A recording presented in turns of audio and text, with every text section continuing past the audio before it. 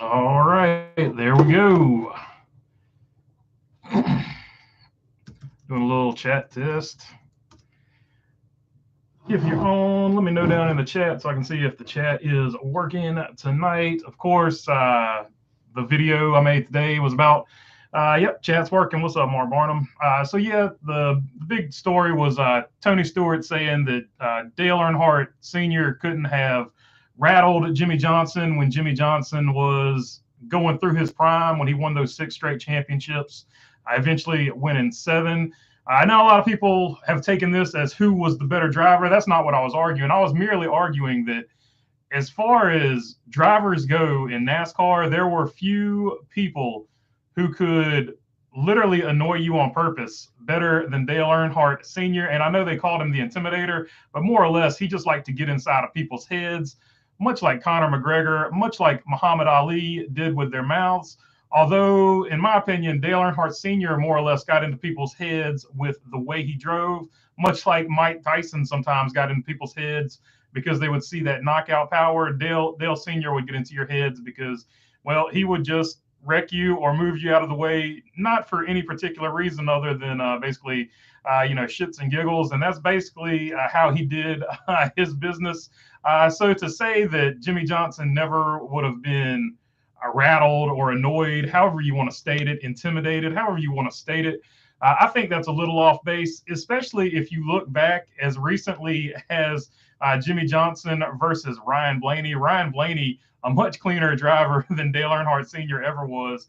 And Jimmie Johnson at one point absolutely lost his mind with Ryan Blaney because of how Ryan Blaney drove him. So I do think that Dale Earnhardt Sr., hypothetical, once again, like hypotheticals, you can create whatever world you want to and justify it with a hypothetical, right? And I don't think Tony Stewart was necessarily taking a massive dig or anything like that. But I saw that and I was like, man, I don't agree with that. I think Dale Earnhardt Sr. definitely would have annoyed the mess out of Jimmie Johnson if they had raced both in their primes. Especially given the fact that people, they look at the numbers and like, oh man, Jimmie Johnson was so much better. And they always forget that for a good chunk of Dale Earnhardt Sr.'s career, he was working to get in good equipment. He had that 1 year at Osterlund, JD Stacy, whatever, whatever you want to call that. Had that one championship there, but then when he finally got with RCR, that's when he got six titles. He did back-to-back, and then he would have an off year and do another back-to-back or something like that. So you forget how good he could have been if he had been in top equipment the entire time. So I think if they were both in top equipment at the same time, in their primes, I think Dale Earnhardt definitely would have rattled Jimmie Johnson quite a bit. Just getting wrecked that many times for a championship by one dude would rattle anybody. Now, as far as which driver's better, which is not what I was talking about at all in that video, flip a coin. They're both two of the best that have ever done it. You know where I'm going to end up on that. I'm an Earnhardt fan, so a massive bias there. But I was not talking about which driver is better. I'm just saying Dale Earnhardt was one of the most annoying human beings on earth in a race car. And he definitely, I think, would have annoyed Jimmie Johnson. And I think you would have seen Jimmie Johnson get a little riled up if they had been racing at the same time. So I just disagreed with Smoke there. And I wasn't like hating on Tony Stewart or anything like that. So it is what it is. Some people understood what I was saying. A lot of people, I guess a lot of Jimmie Johnson fans, they did not like it, or sometimes actually some Tony Stewart fans did not care for what I was saying. But I wasn't trying to throw shade or anything like that at anybody. I just disagreed with what he said. And at the end of the day, it is what it is. So, let me know what you guys think. All right, let's get to the chat. Art NASCAR said Jimmie Johnson would not be that good. In the old Cup cars, you had to literally manhandle those cars back in the day. Like I said, once you get into hypotheticals, you can create whatever world you want to, right? So both in their primes, but if they're both in their primes, which car are you driving? If they're both in their primes, which crew chief does Dale Earnhardt get? Can we pick any crew chief? Can Dale Earnhardt have Chad Knaus and Jimmie Johnson also have Chad Knaus? Can we turn it into a video game like that? So it's endless. It goes on and on. You can never, you'll never be able to figure it out. It's fun to argue about. And obviously, as far as just from the eye test, Dale Earnhardt Sr. was a phenomenon that I haven't seen any other driver be before or since. And like Jeff Gordon, when he first burst onto the scene, he was a phenomenon, like something you had never seen either. So, I mean, everybody in their prime, when you get to this level, this unique level, it's an interesting conversation to have. But at the end of the day, all you can really say is that they were the best of their era, right? So, and that's all you can say. Let's see. Camaro 50, what is up, man? Good to see you on here. Tacona 2. Tacona 2, rule number 1, never diss Dale. There you go. And I don't think he meant to really diss him or anything like that. I think he was just trying to pay a compliment to Jimmie Johnson. But he used some loose wording, and I totally disagreed with that. I think Dale Earnhardt Sr. could have annoyed anybody, intimidated anybody, whatever you want to call it. That's just the way he drove. I mean, you get bumped. Like, the dude would bump you under caution. He would bump you for 29th place. He would bump you for first. He didn't care. He was just out there having a good time and playing around. And to him, it was playing around. A lot of people didn't take it that way. And like I said, as previously mentioned, we've seen Jimmie Johnson get upset when people race him that way. Most recently, Ryan Blaney. And there's other examples that people have talked about. So I do think Dale Earnhardt would have got underneath Jimmie Johnson's skin, especially if they were going for a championship. Robert Mark says, howdy from Canada. I'm busy in the kitchen making canna butter. It's legal here, but I'll be listening. Dale versus Jeff was the best. Yes, that's another one. Dale Earnhardt, especially when he was younger, he took it all the way to the extremes. Of course, a different era back then, a rougher era back then than Jimmie Johnson's era. And I'm glad Jimmie Johnson's era is not as rough, right? Because we know now, from a safety standpoint, what those licks and stuff like that take. But the Jeff Bodine versus Dale Sr., that was must-see TV back in the day, because those two had to be sat down because neither one of them was backing down. Rich L says, I seriously wonder what made Smoke even say that. That's a good question. Was it something that he sort of predetermined, or was it something off the fly? In the article, there's no real context as to anything they're talking about before that, other than Kelly Crandall, the writer. It was just Jimmie Johnson talking about how good Tony Stewart just talking about how good Jimmie Johnson was. I don't know if there was a conversation before that, but she definitely asked a simple question, and she got, in my opinion, she got gold for an answer. So good effort by her. Mark Wachowski, Jimmie could have handled the old Cup race cars. He's in top shape, and he handled those off-road trucks. Yeah, so I mean, it's just however you want to look at it. Like, I mean, there's no way of knowing anything. Like, Jimmie Johnson did like a lot of horsepower, so I think he liked a really loose race car. So he probably would have been fine in the old Luminas or Monte Carlos or whatever you want to put him in. I'm going to be interested to see how he does in this new sports car, this new the new NASCAR next gen car, whatever you want to call it, essentially an Australian V8 supercar. I am interested to see what he does in that. And he had a few good results in IndyCar. Obviously, going to IndyCar at the age he went to IndyCar, that's a tall task for anybody. But he went in there and gave it his all, and I'll always respect that. I'll respect any driver that goes out of their comfort zone and does anything. So let's see. Donnie Love says, good evening. What's up, Donnie? Good to have you on here. Rich L, I'm not hating on Smoke, but the comment was totally off. Yeah, I agree. It was a very odd comment. It was a very odd comment to make. Yeah, I don't know. I don't know. I'm not hating on any of them so much as I just disagree. I think Dale Earnhardt Sr. could have irritated anybody. And I'm just wondering, was there an angle to it, or was it something he just said off the top of his head and he wasn't thinking about it? Only he knows that, so it's hard to say.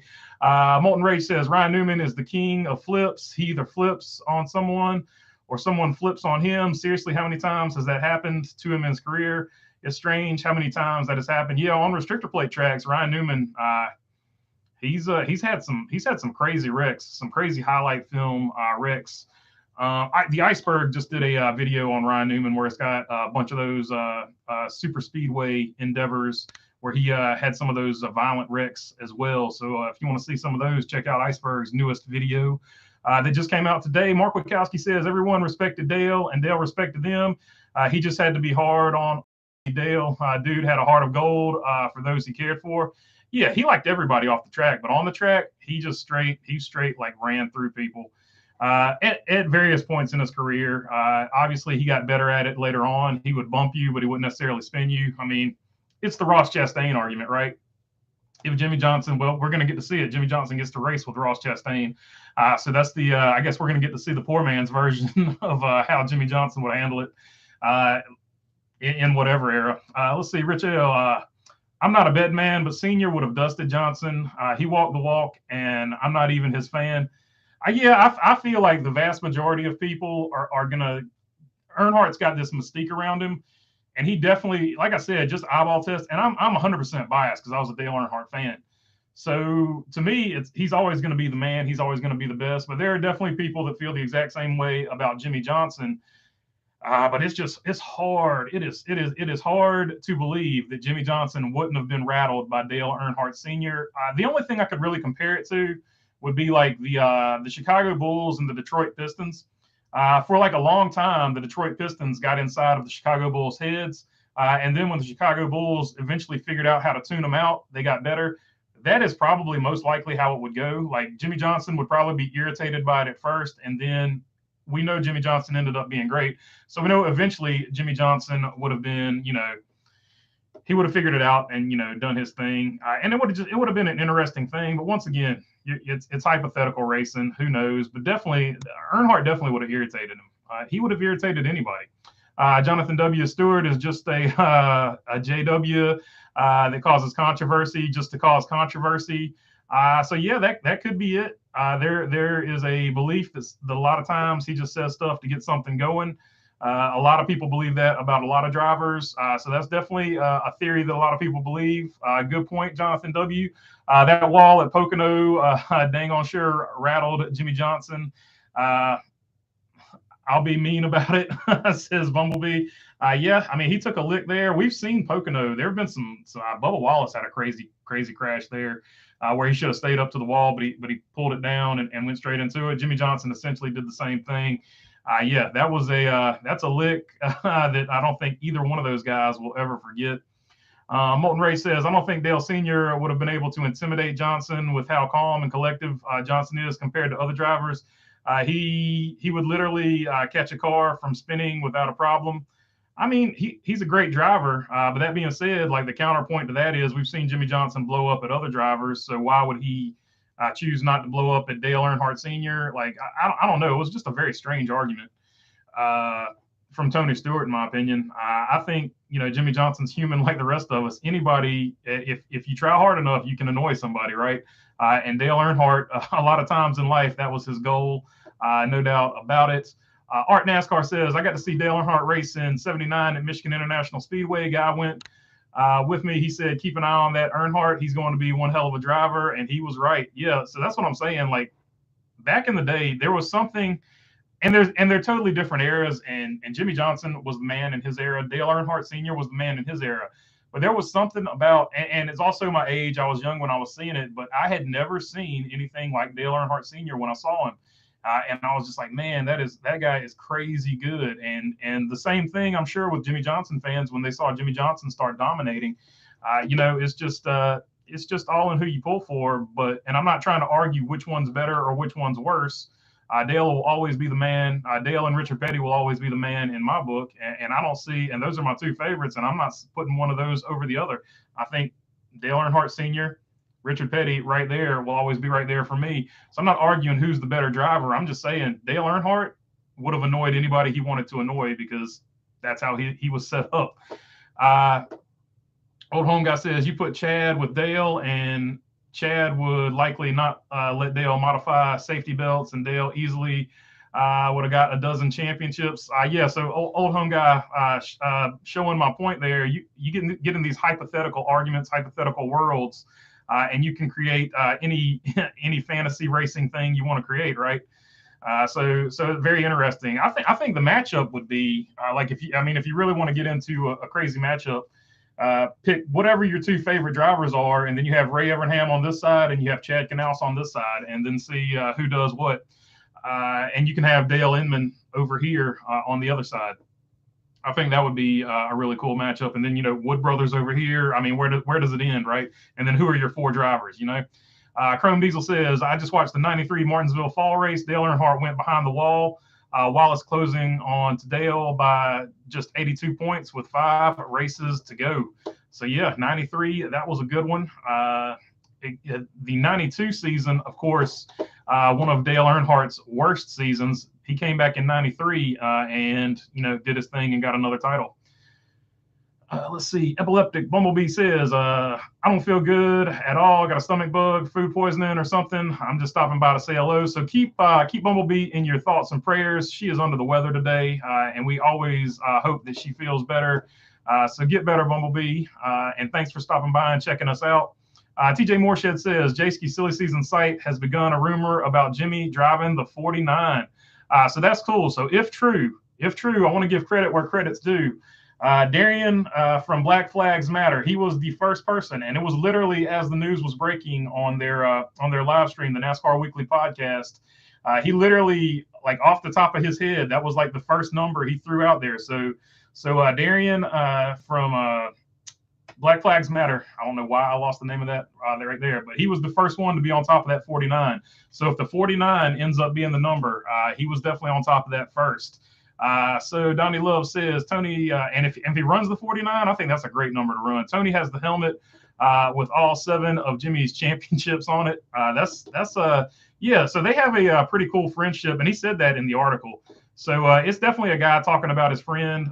So I don't know. I don't think he meant any disrespect, and I didn't take it as disrespect. I just disagreed with the statement. I'm not trying to take it to some. A lot of people are like, I don't know. I guess they thought I was taking it to a nuclear level. No, I was just saying I disagree with the statement. I think Dale Earnhardt Sr. could have annoyed anybody. And like I said, a lot of people are taking it as you're saying Dale Earnhardt's better than Jimmie Johnson. That's not what I was saying. I was just saying a lot of people think Jimmie Johnson's better because for a good chunk of Dale Earnhardt Sr.'s career, he had to fight to, getting good equipment. So we didn't see him as immediately good as we saw Jimmie Johnson definitely be good for, his whole career, basically, because he was with Hendrick from the very beginning of his Cup career, at least. Old Home Guy says, how many subs away from the Yugo? I think last time I checked, we were 1,300 subs away from Yugo Day. So we are 1,300 subs away from Yugo Day. Of course, when we get to 10,000 subs, I'm going to buy either a Yugo or a Fiat 500L. And we're going to make it into some type of race car. For those of you who don't follow that don't follow these as regularly. So that's where we're at on that. Greg Brown said, glad I'm not an Oscar Mayer wiener, of course, referring to the hat. We're not Oscar Mayer wieners either. We're bologna burgers. So let's see. Camaro 50 said, Earnhardt would have pissed off JC himself if he drove a race car. That's true. That's a fact. And of course, Camaro 50 is talking about JC, the religious figure that a lot of people talk about. Let's see. Josh Burkhart says, watch Dale Earnhardt Sr. versus Darrell Waltrip in the 80s. Oh, yeah. Like they got into it, too. Darrell Waltrip, known as Jaws back then, still Riverside Fairway or Race Grounds or whatever it was called back then. Riverside Fairgrounds, I think. Yeah, that was probably the height of that. When Dale Earnhardt Sr. went to hook Darrell Waltrip, and Darrell Waltrip knew it was coming, so he used the old dirt move on him and made sure that they both wrecked, giving the win to Kyle Petty, if I'm not mistaken. Let me know down in the chat if I'm right about that. Somebody who remembers that. Little early for me, but I have seen highlights of it. Molten Rage says, prayers to Matt Crafton's family. Right now, his sister-in-law has passed away in a 50-car pileup in Ohio. She was 5 months pregnant. Of 2 kids, by the way, and I think they said the kids are okay, if I'm not mistaken. So I don't know exactly about that whole situation, but we do know that he lost his sister-in-law. So lift up the Crafton family as well in your thoughts and prayers, or whatever you believe in. Chrome Diesel says, going to the 5th to last race of 93 season. I like the coverage before the race. They promoted Dale in trouble after Martinsville. Rusty just 82 points behind. Something that is talked about these days. Yeah, so I don't know why, but like back in the day, it just felt like they did it was just a different type of pre-game show, if you want to call it that, pre-race show or anything like that. So that was, and when I watch them, I'm like, how did we get from that to what we have now? And it's not better or worse. It's just totally different as to how it goes. And obviously they do all these like focus groups and things like that and figure out how to do them. But it definitely is interesting how it has morphed into what it is now. Let's see. a lot of people talking about that it's terrible what happened to Kraft, and yeah, that's it's super bad. I can't really add anything to that other than it's just that's like the worst thing ever, right? Like right here at Christmas, it's always terrible to lose anybody, but to lose anybody right here at Christmas, it just stinks, especially in that type of way. I mean, there's no way to prepare for losing somebody in a car wreck. Not that it's way better when you can prepare for it, but there's that shock factor of I just saw that person and now they're gone. Like it's just terrible. So anyway, let's get back to this. Dale Earnhardt would have a Kyle Busch T-shirt. Dale Earnhardt would have a Kyle Busch T-shirt. That's an interesting thought because I do think that they have a similar personality. Of course, two different personality inside the race car, two different personalities outside of the race car, no doubt about that. But yeah, they had a similar driving style. Also, Jimmie in his prime would have had no reason at all to be worried about Dale, says Charlotte Ander. I mean, yeah, like I said, I don't think he would have been worried about him, but there's also he could have been. You're going to beat the guy, right? But you can also be irritated by the guy, and those two things can exist on the same plane. Like I said, I'm not trying to say one's better than the other or anything like that, but it's definitely both of those things can exist at the same time. And he was like, he couldn't have rattled Jimmie Johnson or irritated him, like however you want to take that statement. I think he definitely could have rattled him. He definitely could have irritated him. But that's not to say, which one's better or which one's not. It's all in which guy you pull for in that situation. Two completely different eras. It just is what it is, right? Donnie Love saying, lifting up prayers for the Crafton family. Rich L said, the first thought I thought of when I heard you break the news about this with Smoke trying to promote Jimmie Johnson because he's coming back to the track. Same thing they did when he went to Indy and failed. That could be a very good point. Like you're trying to get some good point, Rich L. So Tony Stewart's a team owner and he knows how these news cycles work. So this could be something to get Jimmie Johnson's name sort of trending or whatever.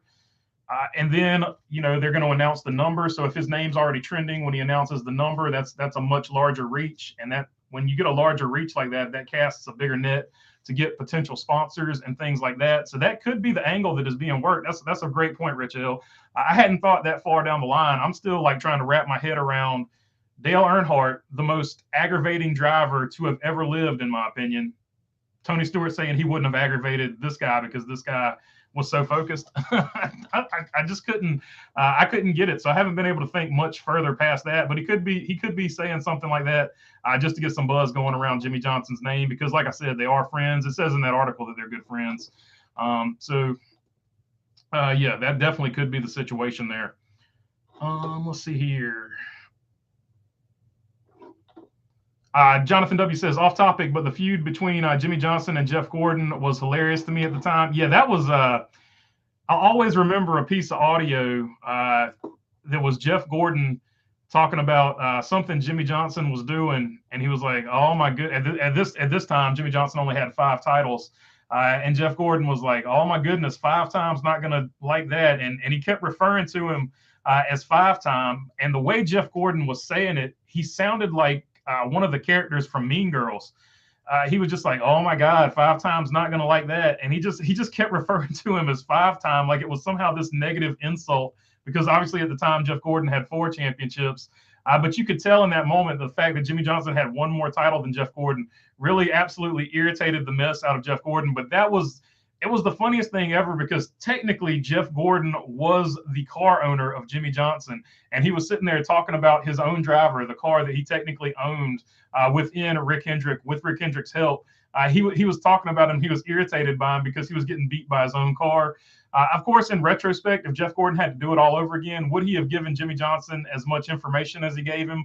Would he have given him all of his old cars from that season? Because for those of you who don't know, Jeff Gordon gave all of his old cars to Jimmie Johnson, and they built all new cars for Jeff Gordon to drive. And then the rest is history, right? Jimmie Johnson never missed a beat once he came into Cup. So it would be interesting. That would probably be a more interesting hypothetical if somebody could ever ask Jeff Gordon, if you had to do it all over again, would you have helped out Jimmie Johnson as much as you helped him out when he first came to Cup? Roger Riggs says, I did not know that. I feel for Matt's family. Yeah, for sure. For those of you just joining, Matt Crafton has lost his sister-in-law, so keep him in your thoughts and prayers. Mickey Logano too says, "Hey Baloney, happy late Christmas, happy Christmas, Mickey Logano, and glad to have you on here as always." Molten says, "I'm hoping that Matt is okay because it's a hard thing to get through to have your sister-in-law pass away from a car accident. Prayers in the chat." Yeah, so I mean, it's just shocking whenever something like that happens. And Rich L also says prayers going up.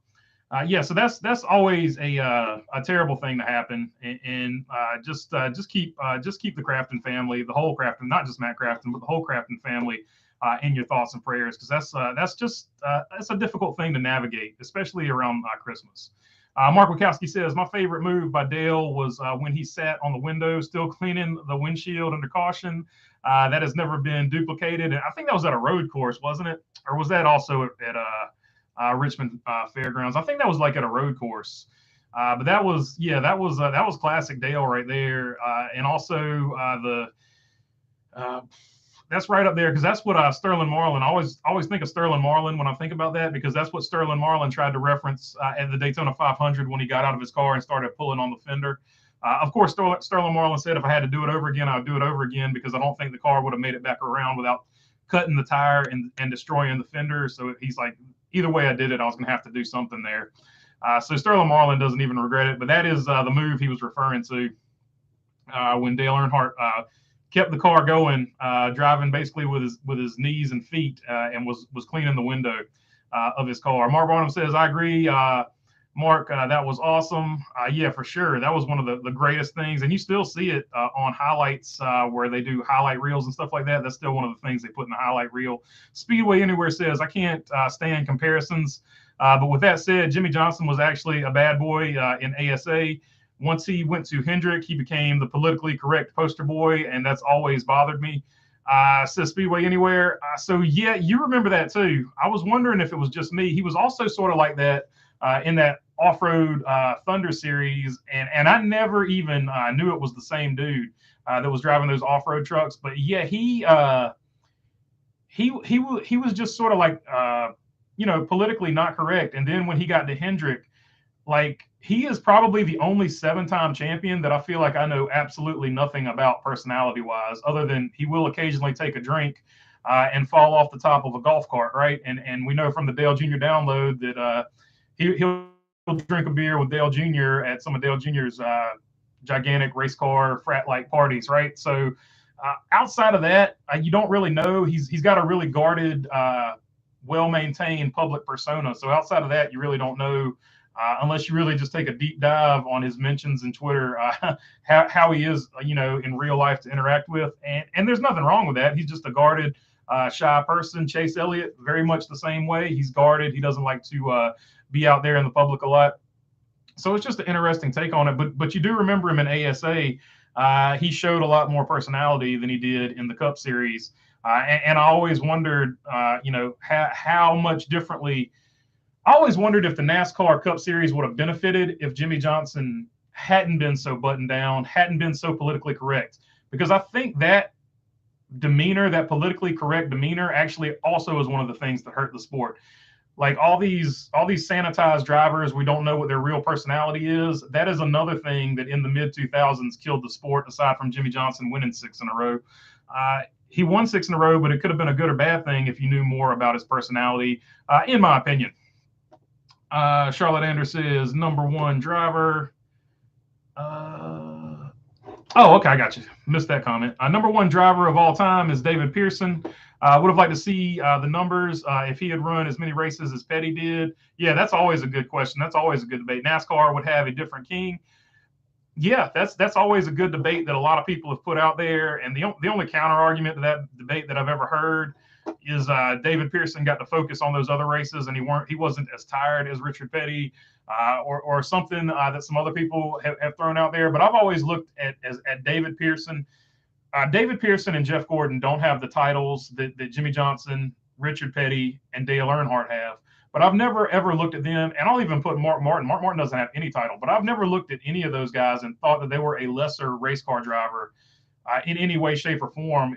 They just don't have as many titles, right? So, and I would even throw Tony Stewart in that mix because he came to NASCAR late and he still got 3 titles. Like I don't hold the once you become a champion, I don't care how many of them you get. I never get hung up on this. Oh, this guy got 7, this guy didn't, because you can always look at 1 or 2 things and be like, well, this guy wouldn't have won that championship if this happened. And that's what I talk about with hypotheticals. Like you can create this maddening universe, right? But I've never looked at David Pearson as any less of a driver than Richard Petty. I've never looked at Mark Martin as any less of a driver than Jeff Gordon, so on and so forth, and Jeff Gordon any less of a driver than the 7-time champions. They had their eras, and it doesn't matter how long those eras lasted. When they were at their absolute prime, when they were performing their absolute best, I didn't see anybody that was able to hang with them when they were at their absolute best. Which once again is not what I was talking about with Jimmie Johnson and Dale Earnhardt. I wasn't arguing who was the best. My argument is Dale Earnhardt was such an annoying guy that he could have gotten under anybody's skin. Whether that guy won the championship or not, he still would have annoyed him. Terry Garvin says, nice hat, styling as usual, I see. I appreciate it, Terry. Larry Probus says, you do a great job. I appreciate it, Larry. I do my absolute best.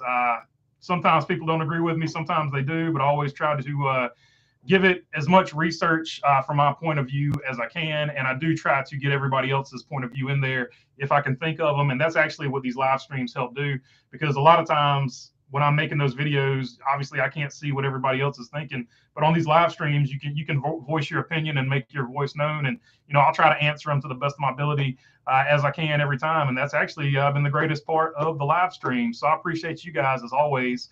This will be no fun. This thing would be not nearly as fun as it's been without having like the feedback in the live stream. So I appreciate all of you guys. Not only watching the video, I'm about to tear up. Not only watching the videos, but the live stream is actually one of the most fun things we do as well. All right, Molten Ray says Matt Crafton is one of the coolest and nicest drivers in NASCAR. I've met him. It stinks to know he's going through this terrible tragedy. So prayers for him. Hopefully he recovers. I hope he recovers too. And I mean, I just don't know what else to add to that. It's a bad situation, and he's definitely a good dude. There's not really anybody you can ask around, and they'll say a bad word about Matt Crafton that I've seen. So it just stinks. And I hope, just prayers go out to the whole Crafton family. Old Home Guy says, not only crew chiefs and drivers and fantasy thoughts, but I put Bill France Jr. and Brian France in the mix, and Bill France Sr., different rules, different ways of enforcing those rules. Just all kinds of stuff you can throw in there. Like I said, it's maddening if you wanted to get to like every detail. It would just be insane. It gives you respect for guys that make video games, right? Because they do have to think about stuff like that. So let's see. Jeff Gordon got Jimmie into a car with Hendrick, says Rich L. Yeah, no doubt about it. And probably gave him too much help, as hindsight would show us later. He probably shouldn't have told him quite as much as he told him, helping him out. But of course, Jimmie Johnson had Jack and Allison. They were a great combo, and they probably would have been good either way. Chrome Diesel, do you think the Clash should be back in Daytona? I would like them to rotate it. I don't necessarily mind the Clash moving around a little bit, but it's the same thing with the All-Star race. Once every 4 years, it should be back to the place that it originated at. And the Winston All-Star race originated in Charlotte. So once every 4 years, I think it would be a good idea to have it in Charlotte.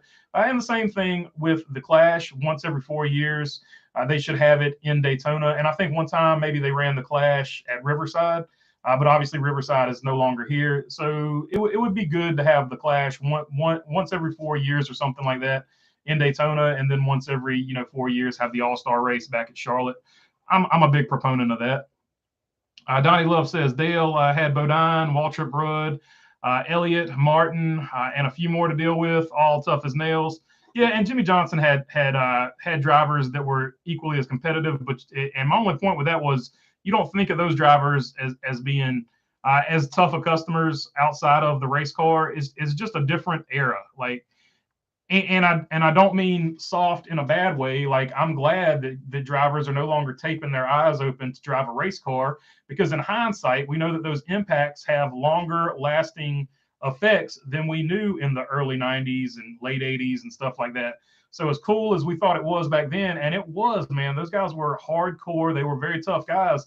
But in hindsight, I don't want to see any of that happen again, right? Because we know the long-term effects of those hits. So I'm not saying that the era that Jimmie Johnson drove in being softer than the, late 80s, early 80s, whatever you want to call it. I'm not saying that as a bad thing. We just know we have more information now. So it is what it is. You can't make everybody happy. So, all I can do is explain my point and keep getting it. Mark Wachowski says, oh, hold up. I missed one by John Lewis here. Yeah, but you should lose driver points when you fight with a helmet on. Just saying, says John Lewis. So yeah, there you go. That's a fair point. You should lose a race anytime you get into a fight on a racetrack, in my opinion, because it's not a good thing. Mark Wachowski, Tim Richmond would run Dale very hard. Dale loved him for it. Yeah, so that's another thing. Like Tim Richmond's another one you can throw in there. He didn't have the time to have the type of career. Davey Allison's another one. They didn't have the time to have their full career, but you can also mention them in the conversation. You can mention them. Not a lot of people are going to listen to you, but you can mention them in the conversation, the greatest of all time, because had they had a full career, you can get into another hypothetical. Had they had a full career, and then you can create your dream world. So like I said, hypotheticals are fun, but at the end of the day, it's just a fun argument to have with people. HK45C says Jimmie Johnson is one win away from the 2023 championship playoffs. That's a fair statement. And technically he doesn't even have to win. He can win it without. You can win the championship without winning a race. As has been proven by Matt Crafton. Once again, keep the Crafton family in your prayers. Josh Burkhart, Richmond Fairgrounds was a good race. 89 Dale versus Ricky Rudd at North Wilkesboro. Yeah, Dale versus Ricky Rudd at North Wilkesboro was like 87, 88, and 89. They had a bunch of good races there. Man, they put on some shows. Like even in the Quaker State car, I think, which was like 80, 87 or 88, they had a good race back then as well. Let's see. Molten Rage says Cesar Beccarella, I can't say his name right, will compete in the NASCAR Xfinity Series opener at Daytona and Talladega. Also, Sage Karam will split time between the 43 and the 45 for his 2023 campaign in the Xfinity Series. So there you go. More signings. And also Alpha Prime re-signed Stephen Parsons. I haven't mentioned that on a video yet, but Stephen Parsons has re-signed with Alpha Prime in the Xfinity Series. Mark Barnum says HK45C, Jimmie Johnson is not able to compete for the championship. Oh yeah, that's a fair statement because he's not. Yeah, I didn't catch that one myself, but yeah, he's not running full time, so he can't. Without declaring for points, he can't run for a championship. I forgot that that's a rule now. You got to declare for points. Greg Brown says Kyle Petty first to win at Old Richmond, win after Waltrip, Earnhardt, and Bodine and Ruttman all wreck on the white flag. So yeah, it was Kyle Petty. I mentioned that earlier, just now getting to that comment. So yeah, that wreck that Waltrip and Earnhardt caused basically gave Kyle Petty the win. And if you watch that, it's crazy how Kyle Petty gets through that thing. It's such a good move. Kyle Petty, also underrated. His early career, he was really good in his early career. After the pink and blue Coors Light car, his career started to fall off. But if you look at all of his races before that, Kyle Petty was a hell of a race car driver. Angus 420 just got here. Please recap. So basically, to recap, Angus 420, Jimmie Johnson would have been rattled, in my opinion, by Dale Earnhardt Sr. And I'm not saying he was a better driver or worse driver than Earnhardt. I'm just saying Dale Earnhardt Sr. was probably one of the most annoying drivers on the racetrack ever of all time, and he did that on purpose. And of course, he would have annoyed Jimmie Johnson. And I'm not saying Jimmie Johnson wouldn't have won a title with Earnhardt annoying him, but Earnhardt definitely would have annoyed him. I think Dale Earnhardt would have made it his sole mission to annoy him. Art NASCAR says best racing was back in the 70s, 80s, and 90s. When Dale left us, everything changed. Yeah, there's a definite defining moment in NASCAR. And it's, a lot of people call it AD after Dale. So NASCAR AD is the era we're in now, according to a lot of people. Dale and Kyle cut from the same cloth. All they want to do is win at all costs. Of course, talking about Kyle Busch, Donnie Love there. I agree. There are certain drivers that are just, they can't stand losing, and they don't mind letting you know about it. And they'll do whatever they got to do to win. One track I know of off the top of my head that Earnhardt never won at, New Hampshire. But 2 runner-up finishes in 94 and 97, says TJ Moorshed. Yep, that's for sure. And I think I think Kyle Busch is the closest now that they've added new tracks, of course. But I think before they added new tracks, I think one of the big accomplishments that Kyle Busch made was that he had won at every track at one point. Of course, now they've added new tracks, and that is no longer the case. But let's see here. Molten Ray says, so I checked stats other than 2022 Bristol win. Short tracks have been Christopher Buescher's Achilles heel in his NASCAR career. So I think also the equipment he's been driving has also hindered him, but he's finally, Brad Keselowski has got RFK headed in the right direction. That was a great hire by Jack Roush. Jack Roush knows exactly what he's doing. RFK is in great hands, and I think you'll see Christopher Buescher's short track performances improve quite a bit going forward, Moulton, if I'm just guessing. Old Home Guy says, here's a poll for you. If Dale was still with us, would he still be a DEI? That would effectively change Trackhouse. Yeah, that's I don't know how I would make that a poll question. If Dale is still with us, would DEI still be around? I guess that could I feel like I know the answer to that one though.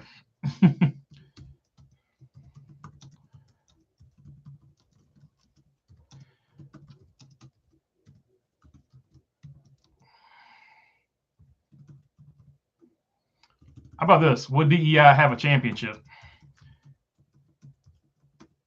Because I feel like everybody's going to say DEI would still be around.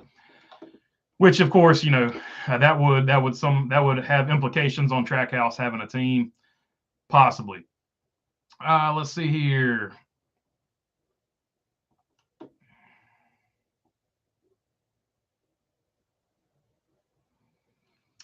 Lost my place here.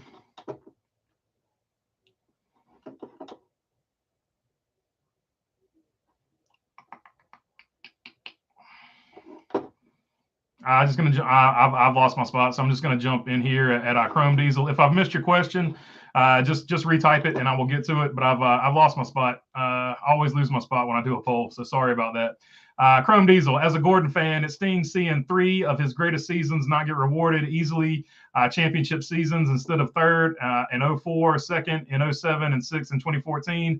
That's why I don't take the championship seriously anymore. And that is a fair statement, Chrome Diesel. I think a lot of people feel like that about how the current point system is. I 100% agree with you. It just it's super tough. There's no comparison to the titles we have now compared to the titles we had back then. So I mean, I agree with you, and I know some people like the chase and all that, or the playoffs and stuff like that, and that's fine. I'm not telling you how to enjoy the sport. I'm just saying, for me, I don't enjoy them because I do like looking at this guy won the title, and the points were similar. So the Winston Cup point system, although it had its own flaws, it wasn't perfect by any stretch, and no point system ever will be. I do think that those championships are more traditional championships as far as motorsports goes, and I do have a different reverence for them comparatively to the championships they have now. So yeah, I don't know. I've been vocal about that though. I don't like the playoffs, and I would prefer at least the old chase format where you get at least 10 races to figure it out. And obviously, other people have said 3 races. Most notably, Denny Hamlin and Dale Jr. But definitely everybody wants more than 1 race, right? So, or not everybody, but definitely most people want more than 1 race. Molten Rage says, the reason Jimmie Johnson doesn't speak out much or show much personality is because his personality is calm and collective. He rarely speaks out or gets angry because that's not what he is. I mean, it very well could be. Drew Chronic says, sorry, was like I said, I just don't know anything about Jimmie Johnson because he's so guarded with his personal life, and there's nothing wrong with that. I'm just saying, I couldn't tell you how Jimmie Johnson's going to act one way or the other than I know he's a human being, and if Dale Earnhardt made it his sole mission in life to annoy you, you would get annoyed. You can call it intimidated, rattled, whatever you want to call it. I call it annoyed. Drew Chronic, and if you're annoyed with somebody, you're going to drive them different. That's the point I'm getting at. Sorry, ASA was with the Busch North guys, says Drew Chronic. So let's see. I missed Drew Chronic's comment.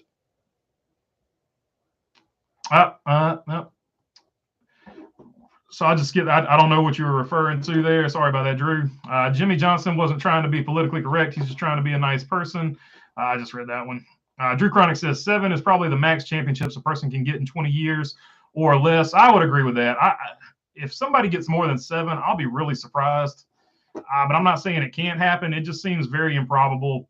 The person that had the best chance of doing that was Jimmie Johnson when he got 6 in a row. But obviously it didn't work out. But he was probably the guy that could have got 8. What was it? The chase for 8 or going for 8 or whatever his slogan was. Great slogan. He was probably the last one that could have done it because he got those 6 in a row. So I think going forward, you have to see somebody get 6 in a row. And in this current, you got to be the best ever with one race and get to that one race. I just don't know. Which is to say that these championships now are harder to get, but do they actually reward a champion? Like that's the in the traditional sense, everybody has the same rules at the beginning of the season. If you win the championship, you are a champion. I'm just saying, does it reward a champion in the traditional sense of the word? Larry Proba says Pearson and Petty are 50-50 in head-to-head races. Yeah, so that's what I'm saying. Larry Pearson was a good driver too. David Pearson and Richard Petty, they were, and obviously David Pearson doesn't have the championships, but they were obviously like the 2 very best of their generation, and they're like hands down, no doubt about it, they were the 2 very best.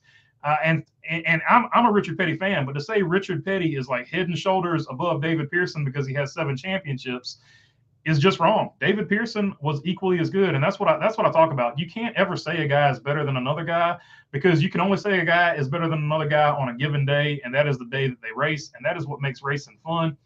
Because I have, like I said, just as much reverence for David Pearson as I do Richard Petty. I think they were both great drivers, great talents, and I wouldn't say one's better than the other than I'm just a big fan of Richard Petty, and I think Richard Petty and Dale Earnhardt were the best ever, but that's just me being a fan. I'm not going to sit here and if you pull for, Jimmie Johnson or in this case, David Pearson or anybody else, like I'm not going to sit there and tell you that your driver was worse than my driver. I'm just going to tell you that I think those are the 2 best drivers that I've ever seen. And I didn't really get to see Richard Petty, but those are the 2 best drivers in my opinion. And, and we can have a fun argument about it, but I'm never going to tell you that your driver is not the best driver in the world because it's just one of those things. There's no such thing as the best driver in the world except on a given day.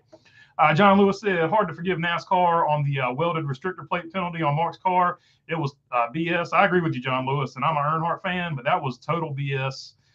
And that being said, even if Earnhardt didn't win that championship, I think it would have made him more determined to win another championship. I still think he would have got 7, but once again, like I said, I'm not married to having you don't have to have 7 championships to be considered, the best of all time, because I would put, Jeff Gordon in that same mix and he only has, 4 championships. So it's not necessarily the greatest indicator of who was the best in their prime. And that's all you can really argue about. This guy in his prime was the best in his era. So it is what it is. And some people's primes last longer than other people's primes. It's a funny thing, life. Mark Martin is the best driver to never win a championship. I've never been a Ford guy, and will always consider Mark a Ford driver, even though he drove everything. I agree with you, T-Van, and I would also add to that Junior Johnson. I think Junior Johnson is in that conversation as one of the best drivers ever to not have a championship. Those 2, without a doubt, stick out in my mind. Denny Hamlin is going to be another one if he doesn't win a championship. Of course, Denny Hamlin still has plenty of career left if he wants to. But if Denny Hamlin never wins a championship, he's gonna have to be right up there too, because he's got however many wins he's got. Somebody tell me, because I can't pull it off the top of my head. I think it's in the does he have 40 wins? I think he's close to 40, maybe high 30s, low 40s. Anyway, Molten Rage. I hate people who just on Alex Bowman's lack of personality. Also, because he doesn't have huge outbursts. He has no personality. Bullcrap. He has tons of personality. He's a nice guy. That's apparent. He's a nice guy that is a personality. I agree with you, and I think I don't know where people get the Alex Bowman doesn't have personality. I see a lot of personality from Alex Bowman, and I'm not saying Chase Elliott and Jimmie Johnson don't have a lot of personality. I'm just saying their public image, they closely guard it. They don't show you a lot of that personality. But Alex Bowman, I see plenty of Alex Bowman's personality. He just follow him on Twitter. He's a smart aleck, no doubt about it. Drew Chronic, Clash is prepped for the 500. Maybe it makes the 500 better. Yeah, I agree with that. And I like speed weeks and not speed week. So there is that. I know some people disagree with that. Daytona this year is like 4 days, says Drew Chronic.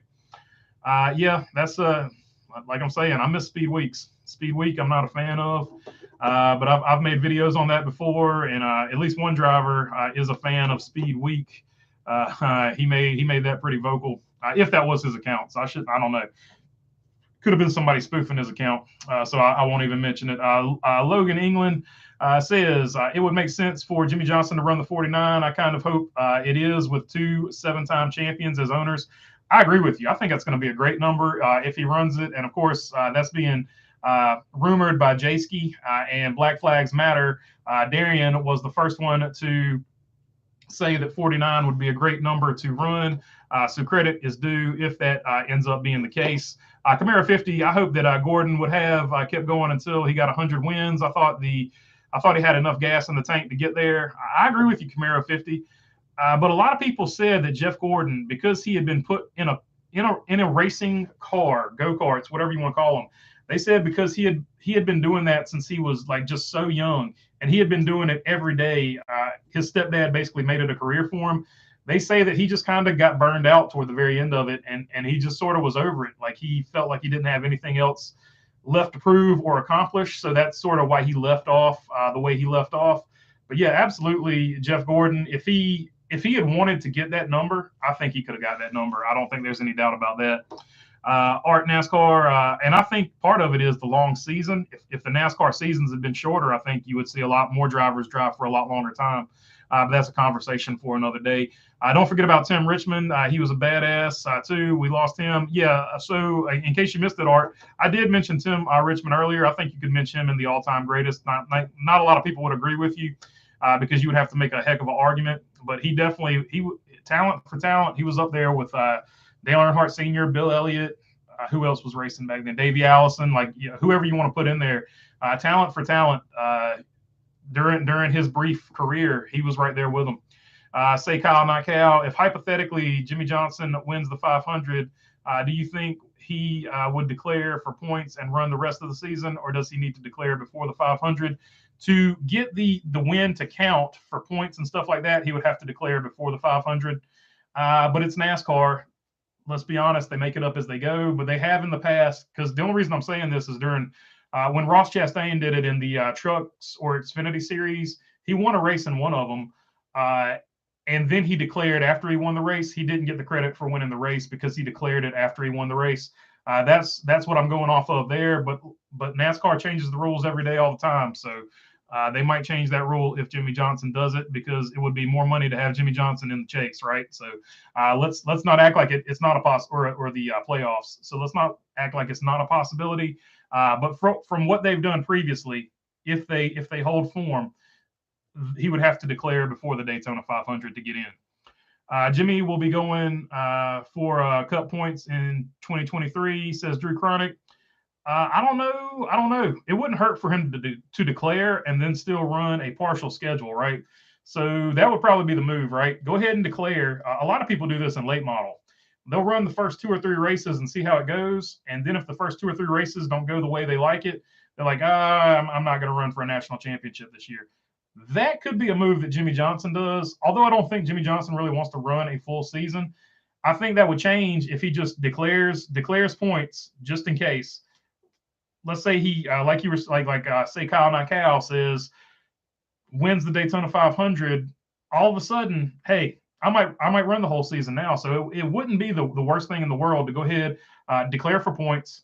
If you start off good, then go for it.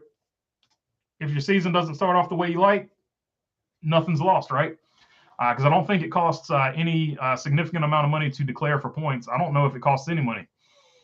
That's something you'd have to ask a Cup team. Donnie Love says, Dr. Jerry Punch asked Dale what they should do with Rudd. He said, ban the SOB for life. So there you go. That was a super heated rivalry. Ricky Rudd and Jeff Bodine. And I'm going to go ahead and end this one because most of you think that if Dale Earnhardt had stayed alive, the DEI would have a championship. So I'm going to go ahead and end that poll right there. But I will throw this poll up. More, let's see. Better rivalry.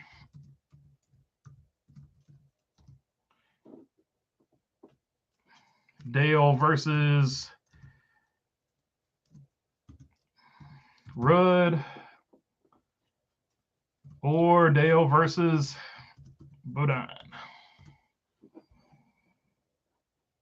There you go. We'll see what that one. We'll see what that poll renders us right there. Let's see.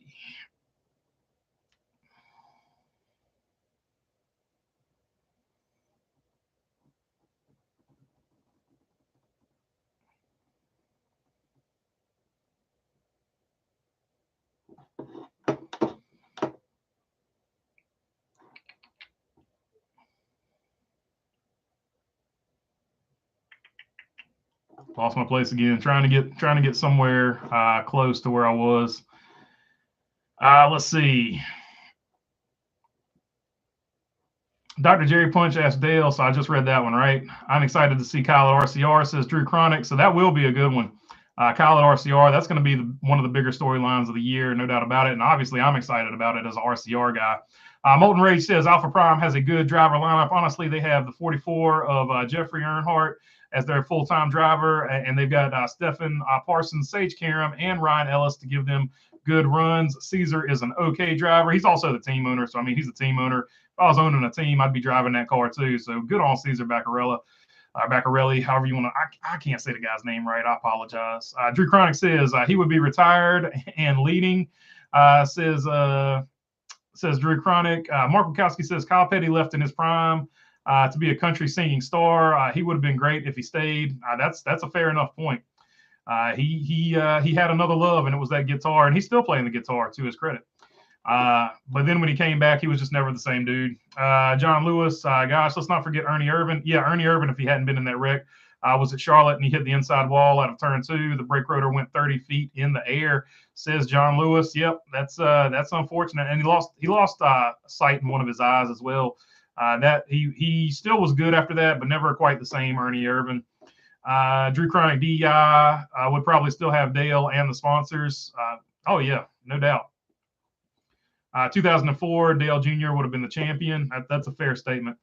DEI, as far as hypotheticals go, that's a fair hypothetical reach to make. DEI would have gotten several championships, no doubt, says Mark Wachowski. Because look who they had there. You had Dale Jr., you had Martin Truex Jr. We saw Martin Truex Jr. get a championship with Gibbs, so we knew the talent was there. So like I said, they had a lot of good stuff going. DEI would have been under Dale's control. Junior would have never been a Hendrick driver. That's definitely a fair statement to make. Still shocked to think that Dale didn't have Junior getting DEI in the wheel. Yeah, I mean, but he probably never thought he was gonna leave us that early, and he definitely, there's no way he could have foreseen what would have happened afterwards. That's just tough. He did his best. And probably when he wrote that will, Dale Jr. was probably still, 18-ish, so it is what it is. He said he wanted DEI to be left to his kids. And the way Teresa interpreted that, is the way she interpreted it that. And that's all I'm going to get to on that one. Logan England says, do you think that Jeff Gordon could have got to 100 wins if he didn't have his Vegas crash? I don't know. I don't think that Vegas crash sort of messed him up quite as bad as people think it did. But if he wanted to get 100 wins, I'll just put it that way. Not that he didn't want to get 100 wins, but if that was a significant goal for him, he would have stayed until he got them, or at least stayed until he was no longer competitive, like Richard Petty did. Say Kyle, not Cal. I'd say it would depend on who drives for DEI. If it's Junior, then no. And I'm not saying Junior would have been the guy that won the title, but I'm just saying when you've got like a Martin Truex there and stuff like that, we know Martin Truex got a title without DEI equipment. If he had stayed there and DEI had continued to progress like we know they would have, because Dale Sr. just kept hiring the best talent as far as manufacturing the cars out there, it's fair to say that one of those drivers would have got a championship. And I just think that's a fair statement to make. And most likely it would have been Martin Truex Jr. or Dale Jr. But, it's just, once again, it's a hypothetical. You can create whatever world you want to in those. Charlotte Anders said, this will skip twice. Well, I got you now, Charlotte. LOL. She said, this will skip twice above. LOL. You missed the first part of my thought. 100% Dale would have intimidated Jimmie. For sure. I agree with you on that. But in theory, Jimmie racing in Dale's era would have been a different Jimmie. Oh, that's a very fair point to make too, right? So, if Jimmie Johnson is born, when was Earnhardt born? In the 50s? So if Jimmie Johnson is born in the 50s in this scenario, Jimmie Johnson is a totally different dude, right? So, and he still would have the same abilities, and so yeah, that's 100% accurate. I could definitely see that. If Jimmie Johnson was born in that era, I would actually see Jimmie Johnson being more like Tim Richmond. And if you don't think that that's accurate, just go back and look at some of his ASA interviews and stuff like that. Interviews that we did not get to see in the Cup Series. Drew Chronic says, I used to love points where a guy went on a run to catch up. Yeah, me too. And sometimes you knew the championship was out of control. So it was still fun to watch to see who was going to get second, because they were still racing for significant amounts of money between second, third, and fourth. So there was so many different angles to watch. It was a different way of watching the sport. It was a different era. If you enjoy the playoffs, I'm not taking anything away from it. Continue to enjoy the playoffs. I just love that era. That was such a great era to watch NASCAR in. A lot of people refer to it as the golden era of NASCAR. Old Home Guy says, you ever cover the RPM Act? I have not covered that in a video yet, but I can. I'll tell you what, I sent it Tom Tillis. I actually sent a letter to Tom Tillis asking him about it one time, and he said that NASCAR was not covered by it or something like that. But that was way back in the day. Yeah, I have not covered that, but I can. Let me write it down so I don't forget. Add it to the list of other stuff I haven't gotten to yet. But yeah, let me write that down, because that probably would be an interesting. I might just do a viewer request video and put all these together. I don't know, or I might make separate videos. But I'm getting backlogged here, so I got to do something. Let's see. Mickey Logano 2 says, what if NASCAR went with the type of points format in F1 currently uses? I've always liked that format the best. I like it too. And there's a sort of a hybrid format of that was done by Slap Shoes, and I agree with it, where you give points all the way down to last place, right? I think, if I'm remembering correctly. But you give points all the way down to last place. The last place will get 1 point, and then first place would get however many plus 10. But yeah, I do enjoy the F1 point system myself. But I would do a slightly modified version. But anything close to it would be great. T-Van, I've never been a Kyle Busch fan, but I'm looking forward to seeing what he can do in the 8 car. Yeah, I've liked Kyle Busch. I don't always like what he says when he gets out of the race car, but I've always appreciated his talent, and I really appreciate what he gives back in the short track racing community. I think he's a totally different person behind closed doors than he portrays himself on TV, just to be totally, from people that have met him and have had conversations with him. So I think that's something totally different. But he's a totally different person in front of the camera and behind it, I should say. But that being said, I'm not always in love with what he says, but I am looking forward to him driving that 8 car, and I can't wait. I'm going to drive up to RCR at some point and get some Kyle Busch gear myself. I definitely need to get a T-shirt and a hat at the very least to go with my M&M stuff that needs to be replaced. Let's see. Donnie Love says KB plus RCR equals championship. Double arm pump. Feeling strong on that, says Donnie Love. So it could happen. It could happen. It's just hard to predict a championship with the points format we've got now. Charlotte Ander, okay, did I jump into a different timeline here? I thought Jimmie won 5 straight. He probably did win 5 straight. Then Smoke's 3rd. That's right. Smoke broke him up. Then Brad K. Then Jimmie 6. Yeah, you're right. He won 5 in a row. I don't know why I was thinking 6 in a row, but I've been off all day. Let's see. KB still needs Daytona 500 for the checklist. Yeah, and I hope he gets it. So I'm going to pick him to win the Daytona 500 with RCR until he retires or leaves RCR, whichever comes first. So I think he'll get it done at RCR. It just lines up better. RCR always has good Daytona cars, and I think Kyle Busch can get it done at Daytona, especially when he's got the help of all the other Chevrolet cars, which he has never had over at Toyota. And fair point, Denny Hamlin has not needed that help. So, but more numbers give you better odds. So that is part of it. Jimmie Johnson only has 2 peers in NASCAR, Richard and Dale. The others were just competitors, says Mark Wachowski. That's fair. And you know, that's the way some people look at it. And I'm never going to say that you're wrong or right about it. I'm just saying the way I look at it is a little bit different than that, because there's, to me, there's more nuance to it than that. But yeah, there's definitely, if you want to go by the numbers, there's only 3, right? So that's fine. I got no problem with that. Like I said, whoever you think is your favorite driver, there's always a good reason, right? And it's always a hypothetical. So I can't sit here and lay out, you know, unless you say like my favorite, the best driver of all time was Jimmie Means, right? I can lay out numbers and beat you on that one, but as far as getting up to the upper echelons and tippy top tiers of stuff, you can't make an argument when you get to a certain level of wins and championships. Like it all becomes a bit superfluous after that. Mark Martin definitely was one of the big ones that came close to a Cup championship in his later years. Dude was a powerhouse. Yeah, Mark Martin winning races in his late 40s, and did he get a win in his 50s? Or he was close to getting a win in his 50s. That just goes to show you how good that guy was, man. He was one of the best of all time. Timber Race, Jimmie seemed desperate at the Roval. Easy to imagine Senior showing us the same. Yeah, like, I mean, it's just like if Dale Senior wanted to make you mad at him, he could make you mad at him, right? I mean, Terry Labonte always looked like he could care less, was just laid back and chill. But even Terry Labonte at times had strong words for Dale Earnhardt Sr., right? So if you can rattle Terry Labonte or get him irritated, not like whatever word you want to use for it, right? If you can get Terry Labonte irritated, you can pretty much get anybody irritated.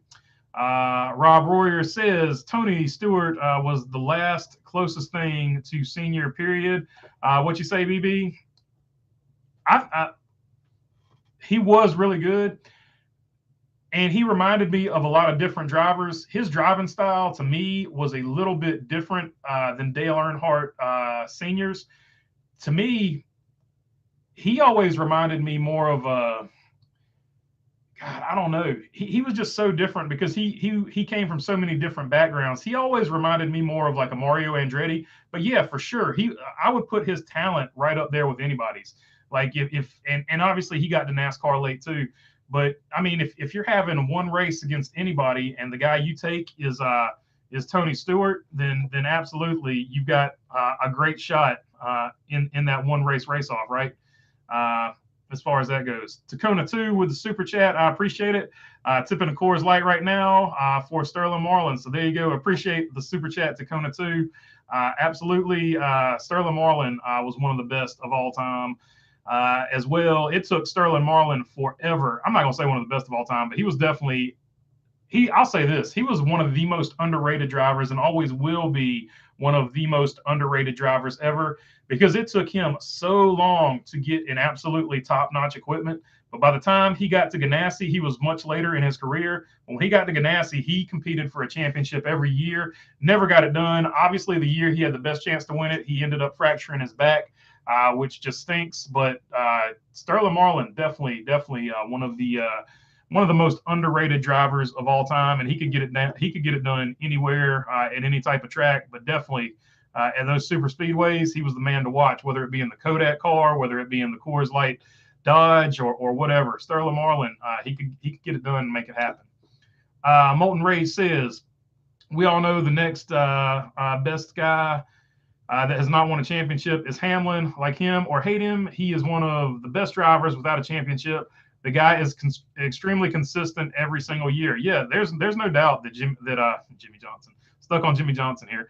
There's no doubt that Denny Hamlin is one of the best of all time, and he's another one. He was super close to having a championship and winning the championship, and then Jimmie Johnson puts together 2 great races, and Denny Hamlin has 2 races that just weren't quite great. He had one really bad race, and then the final race just wasn't great, and Jimmie Johnson ends up getting that championship from him. So it is what it is. Jimmie Johnson's personality is like a rental house's walls, top. Says 2 acres and a mule. That's a fair, at least what he shows to us in public, right? That at least what he shows to us in public is very plain Jane and mundane. So I would agree with you on what he shows in public. Behind the scenes, I think he's got a lot of personality, in my opinion. Look at some of his old ASA interviews. That's what I'm basing that on. Mr. Pearson says, "What's up, guys? Can't wait until the season starts." You and me both, man. This is the off-season doldrums, man. I'm really ready to see some racing. Electric racing. The Formula E series starts January 14th. Then after that, we've got the 24 Hours of Daytona. So I think those are the two biggest name series that are going to start up pretty soon. So we do have that to look forward to, not too far away from some type of racing. I know not everybody likes electric racing, but at least it's something to watch, right? Speedway Anywhere says, if I had to pick, I think Kyle Larson is where I would put my money to become the next 7-time champion. But I'm not a betting person. So Speedway Anywhere, so that's a good one to ask. Like I would put Larson in that mix. I would put Chase Elliott in that mix. Joey Logano is just now hitting his prime, so you would have to put Joey Logano in that mix. Who's another young guy you could throw in that mix that already has a championship? I think that's it. So some guys that don't have championships that you could mention in that mix would have to be Ross Chastain, Tyler Reddick, whoever, I don't know. Just pick another young guy. Kyle Busch has 2. He's definitely not done yet, but I don't know if he can stay around long enough to get 7. He's a little more up there in years than Kyle Larson. But Kyle Larson already in his 30s. He's going to have to start putting some together pretty soon. I think Joey Logano is like 32, so he'll have to put another one together here pretty soon as well. But yeah, somebody will have to get on a roll if they're going to make it happen. So probably Chase Elliott. As far as age and already having a championship, I would probably have to say Chase Elliott. Just going by the numbers would have the best chance, but him and Kyle Larson are definitely him and Kyle. Ironically, those two being in the same cars, they're probably going to hurt each other's chances. Not wrecking each other or anything, but just one winning and the other one. Whereas if one of those guys wasn't driving a Hendrick car, probably more of those races would go to either Larson or Chase Elliott if they didn't have to race against each other in even equipment, more or less. Rob Royer says NASCAR has changed has changed for the worse. It's definitely, it's definitely different. I think the golden era was in the late 80s, early 80s, 90s, somewhere in there.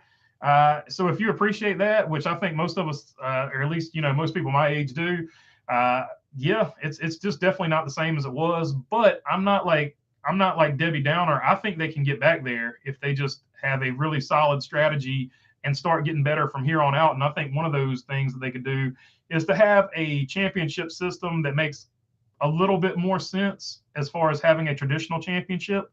So you could have the old chase system wasn't the worst thing in the world because you still had cumulative points for 10 races. You had 10 races to win a championship. You had to qualify for those 10 races to get the championship. That's not the worst idea in the world. So if you want to have a chase or a playoff system, that's doing something similar to that. Now, not the exact system they had, but doing something similar to that would make more sense. But I've always been a season-long points person, especially because you race everybody every single weekend. It seems to me in motorsports that's the best way to go about it. 2 Acres and a Mule says Jeff Gordon's back gave out on him. So that's another thing. I think AJ Allmendinger, I think that's what's going to end up taking him out too. He's had some back problems as well. So sometimes it's just your body gives up on you, and that apparently is what happened to Jeff Gordon. I did not know that. I wasn't the closest follower of Jeff Gordon's career because I was an Earnhardt fan, so I was very much a Jeff Gordon hater. It wasn't until I sort of just got over it, right? Just at some point I just got over it, and I was like, man, hating just because I pulled for Dale Earnhardt and hating on Jeff Gordon, I sort of missed the greatness that was Jeff Gordon.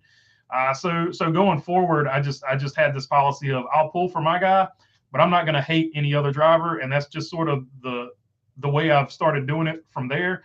And ever since I've done that, it's been a much more enjoyable sport to watch. Like I pull for Kyle Larson, but I don't pull against anybody because there's always a good storyline if you do it that way.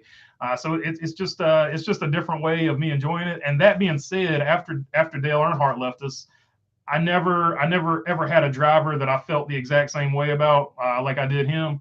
Like I'm from North Carolina. He was from North Carolina. He came up very much blue collar. You know, my family was blue collar. Like a lot of things lined up for me to become as big of a Dale Earnhardt. I was a young guy, so some of the things that he did that now that I'm an older guy would have been like, oh man, I didn't really care for that. Like I didn't care back then because I was young. So there were a lot of things that added up as to why I liked him so much, and I've never really liked another driver quite as much as I liked him. He was just, and I think a lot of people feel the same way. He was just a unique guy. He was a unique personality, and he happened to be very good. He's one of those few people that for a lot of people, he checked all the boxes, right? Like he checked all the boxes you wanted to check for a guy you pull for. And there hasn't been same way, you know, Michael Jordan's a cultural icon. Just there are certain people in sports that check all the boxes for a lot of people and sort of become this universally beloved hero, and that's just the way it was. Elvis fan 64, love Speed Weeks. I'm so ready for Daytona. Me too, man. Unfortunately, it's just Speed Week this year, but I am ready for Daytona as well.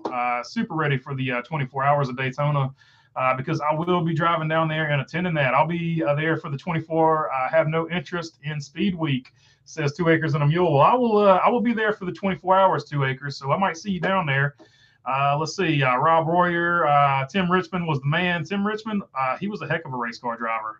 Like if you've never seen Tim Richmond race, pull up some of Tim Richmond's wins. That guy could wheel a race car. As far as driving styles, now personality style totally different, but probably Tim Richmond and somebody asked about Tony Stewart earlier. Tim Richmond and Tony Stewart's driving style was very similar because they could hang that thing on the absolute ragged edge of control and just keep it going. And Dale Earnhardt Sr. could too, but later in his career, Dale Earnhardt figured out if he was more consistent, he would win more championships. But definitely early on in Earnhardt's career, their car control, that's probably the best way to put it.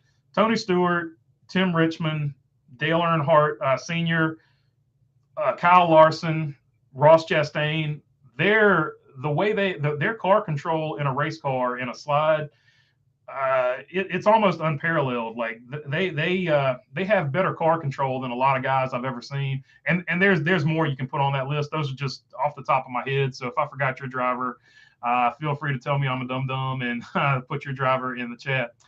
Rusty Wallace won 13 races one year and did not win the championship. That is just crazy, says Donnie Love. I remember that season.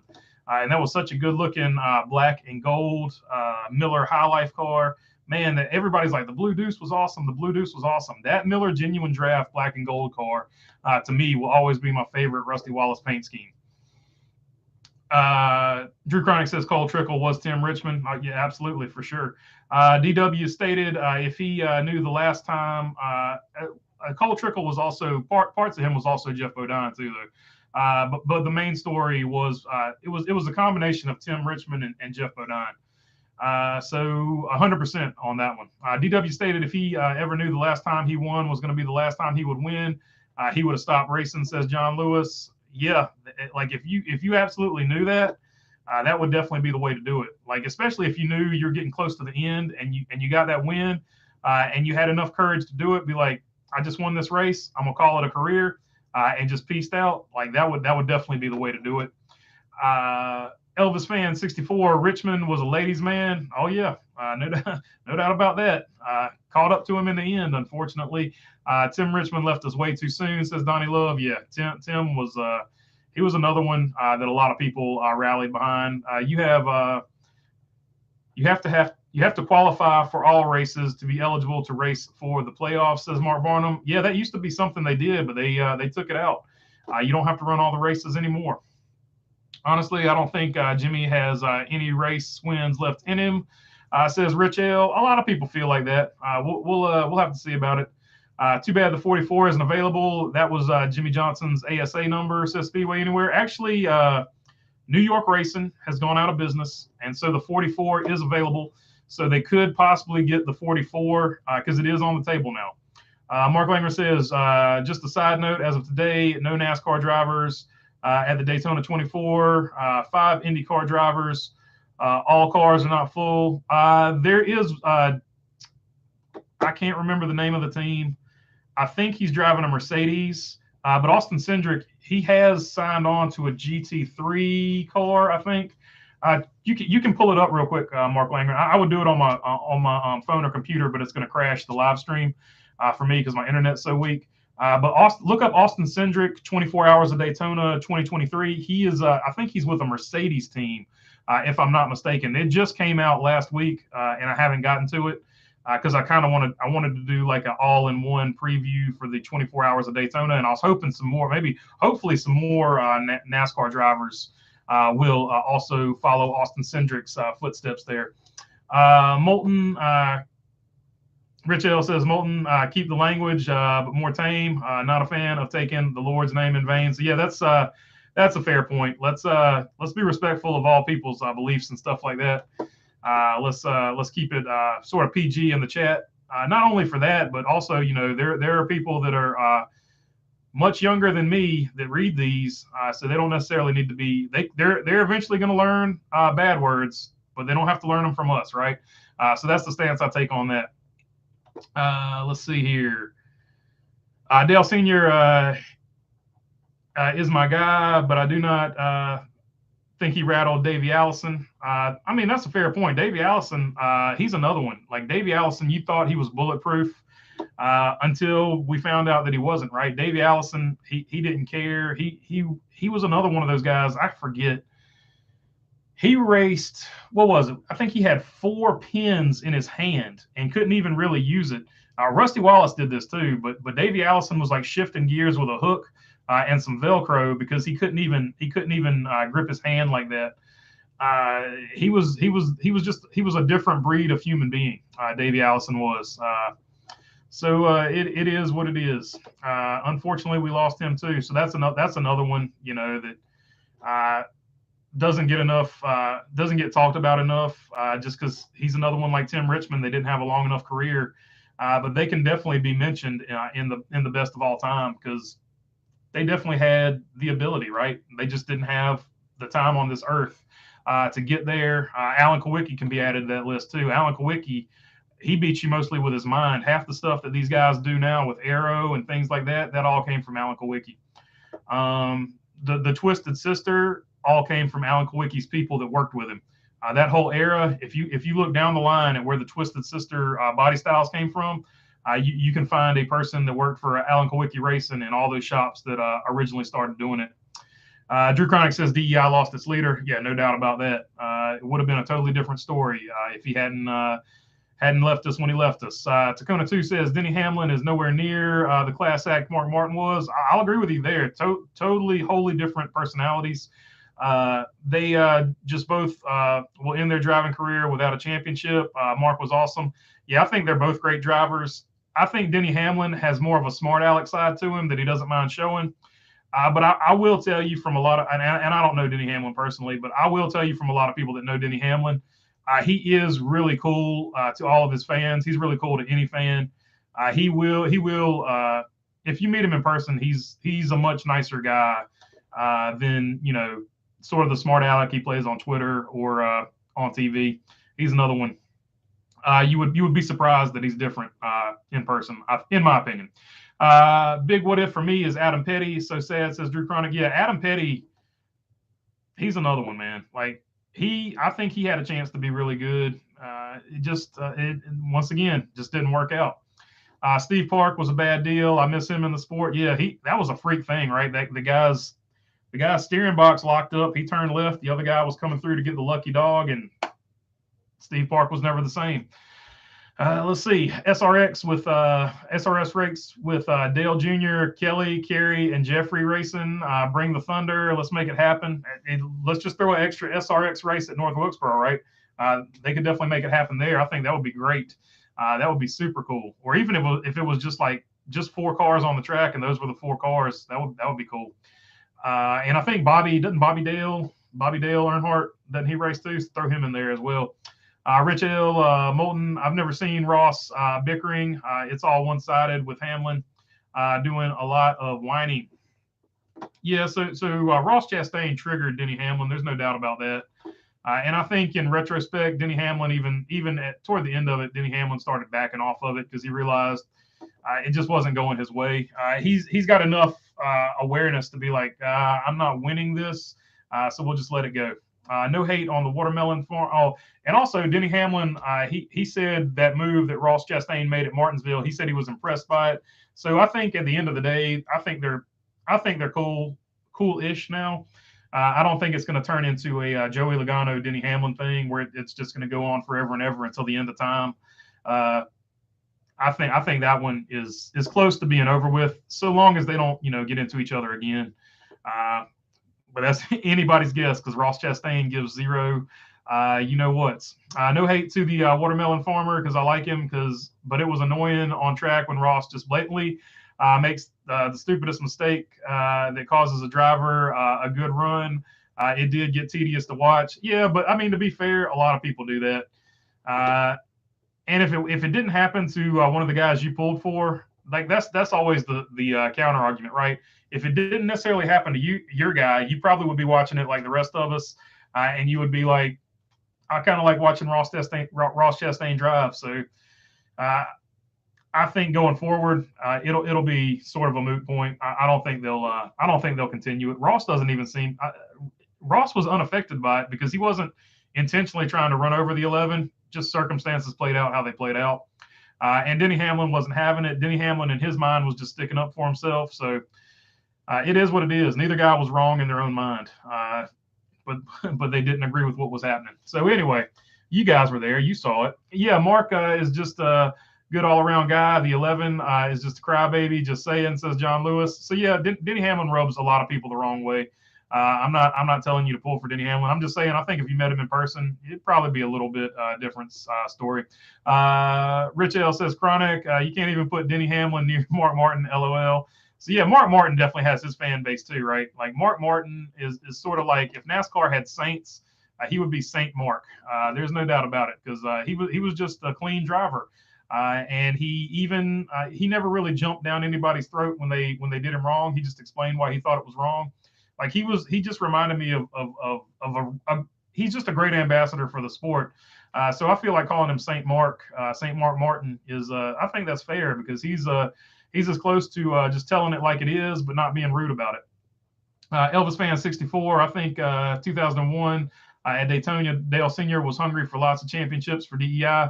I think Sr. would have retired at the end of 2001 season. That's a good point, Elvis Fan 64, because even in 2000, they were talking about Dale Earnhardt was talking about retiring. In the Scene magazine, I saw that post earlier on somewhere. I think it was Instagram by the Scene Vault podcast. They pulled up that article that Earnhardt was thinking about retiring in 2000. The article was written in 99. So I think he was totally going to be focused on essentially what Dale Jr. is doing in the Xfinity Series. He was going to be focused on growing DEI and getting as many championships through there as he could. And who he would have put in those extra cars is anybody's guess, right? So that would have been the other thing to watch. Would he have gotten rid of Steve Park? Would he have gotten rid of Michael Waltrip? If he did, who does he put in there? If I was 6'8", would I play basketball? Like, you can create this world, but anything could have happened. But definitely DEI would have been his focus when he retired. There's no doubt about that. I don't think he was doing that though. I think you're misunderstanding what he said. He's not saying like Mark Martin. He's just saying they're both similar with their career. Yeah, like they're both unless Denny Hamlin wins the title in the next few years, they're both going to retire without one. Jeff Gordon was beating the best sprint car drivers in America when he was 14. Look at old Saturday Night Thunder. I watched it live. I don't have to go back. Jeff was a BA in any race car he ever ran. 24 hours of Daytona included. Yep, he got a 24 hours in the Konica Minolta Cadillac. I think Konica Minolta was on there. I think it was the Wayne Taylor car, if I'm not mistaken. But yeah, Jeff Gordon was a different animal altogether, and that's why I say like. And he also I feel like that burned him out because he did it for so long. I think that's part of the reason he retired. Also, obviously, was mentioned in this that I didn't know about. He started having some back issues as well. Drew Chronic says Roscoe P. Chastain, like old Roscoe P. Coltrane from the Dukes of Hazzard there. Denny Hamlin couldn't make the back seat of Mark Martin's car, says John Lewis. So there we go. We got the Mark Martin, Denny Hamlin debate going. Rich L says, Molten, I meant no disrespect to Chronic. I should have said that. I get what you were saying, though. But I will add, Mark Martin was a class nobody could touch. Yes, as far as the microphone goes, him and Denny Hamlin, totally different styles on that. I will say this, next year, I hope Molten Rage improves his driving style, okay, to be aggressive, but when you're being overly aggressive and make mistakes that causes drivers good days, fix that stuff now. Hopefully, that will be something that they can work on going forward. Let's see. Do I have the merchandise site pulled up? Let's see here. Let's see if I can find it.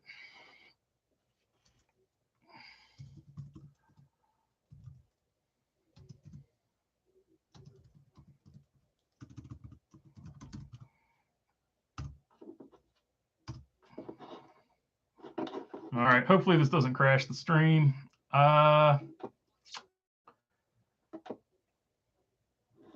Nope, it will not pull it up for me.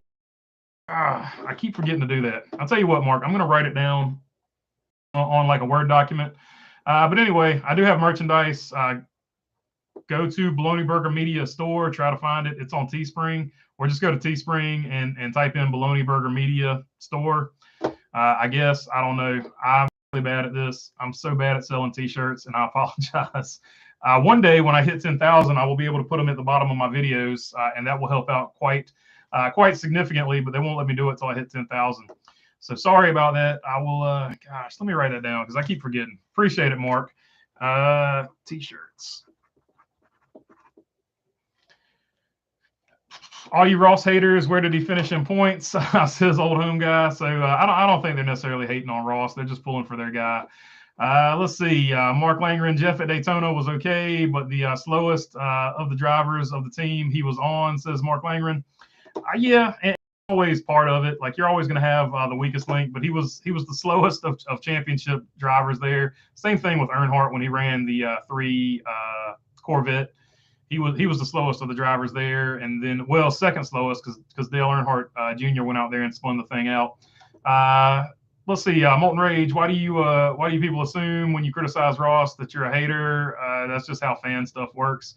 Camaro 50, good on Chronic. Mark Langren Stewart was the best NASCAR driver at the 24 hours. Yeah, for sure, because he came from that background of open wheel. He was probably the best time wise. I'll have to go and break that down. Juan Pablo Montoya might be up there too. There's one or two, and you would have to put AJ Allmendinger in that mix too. But of those three, I think you got a pretty good argument between those three. Rich L, I agree with what you say about Hamlin. Danny Price says, "Hey from Nova Scotia, what's up, Canada? Good to see Canada on the stream as always." Harry Gant likely had the oldest average age for his win, says old home guy. There's no doubt about that, man. Don't forget about old handsome Harry. Oh man, no way did I just do that. Oh, there we go. I found it. Let's see. I'm down here with Molten now. I do think Hamlin complains too much. At the same time, I do think he has a point. Driver culture has changed. Instead of respectful driving, it's been disrespectful just to wreck the guy in front of you. I don't know. I feel like there's always been this. I feel like there's just more emphasis on it now because there's more social media talk about it. But I have a hard time believing more people get wrecked now than the Dale Earnhardt, Jeff Bodine, Tim Richmond era.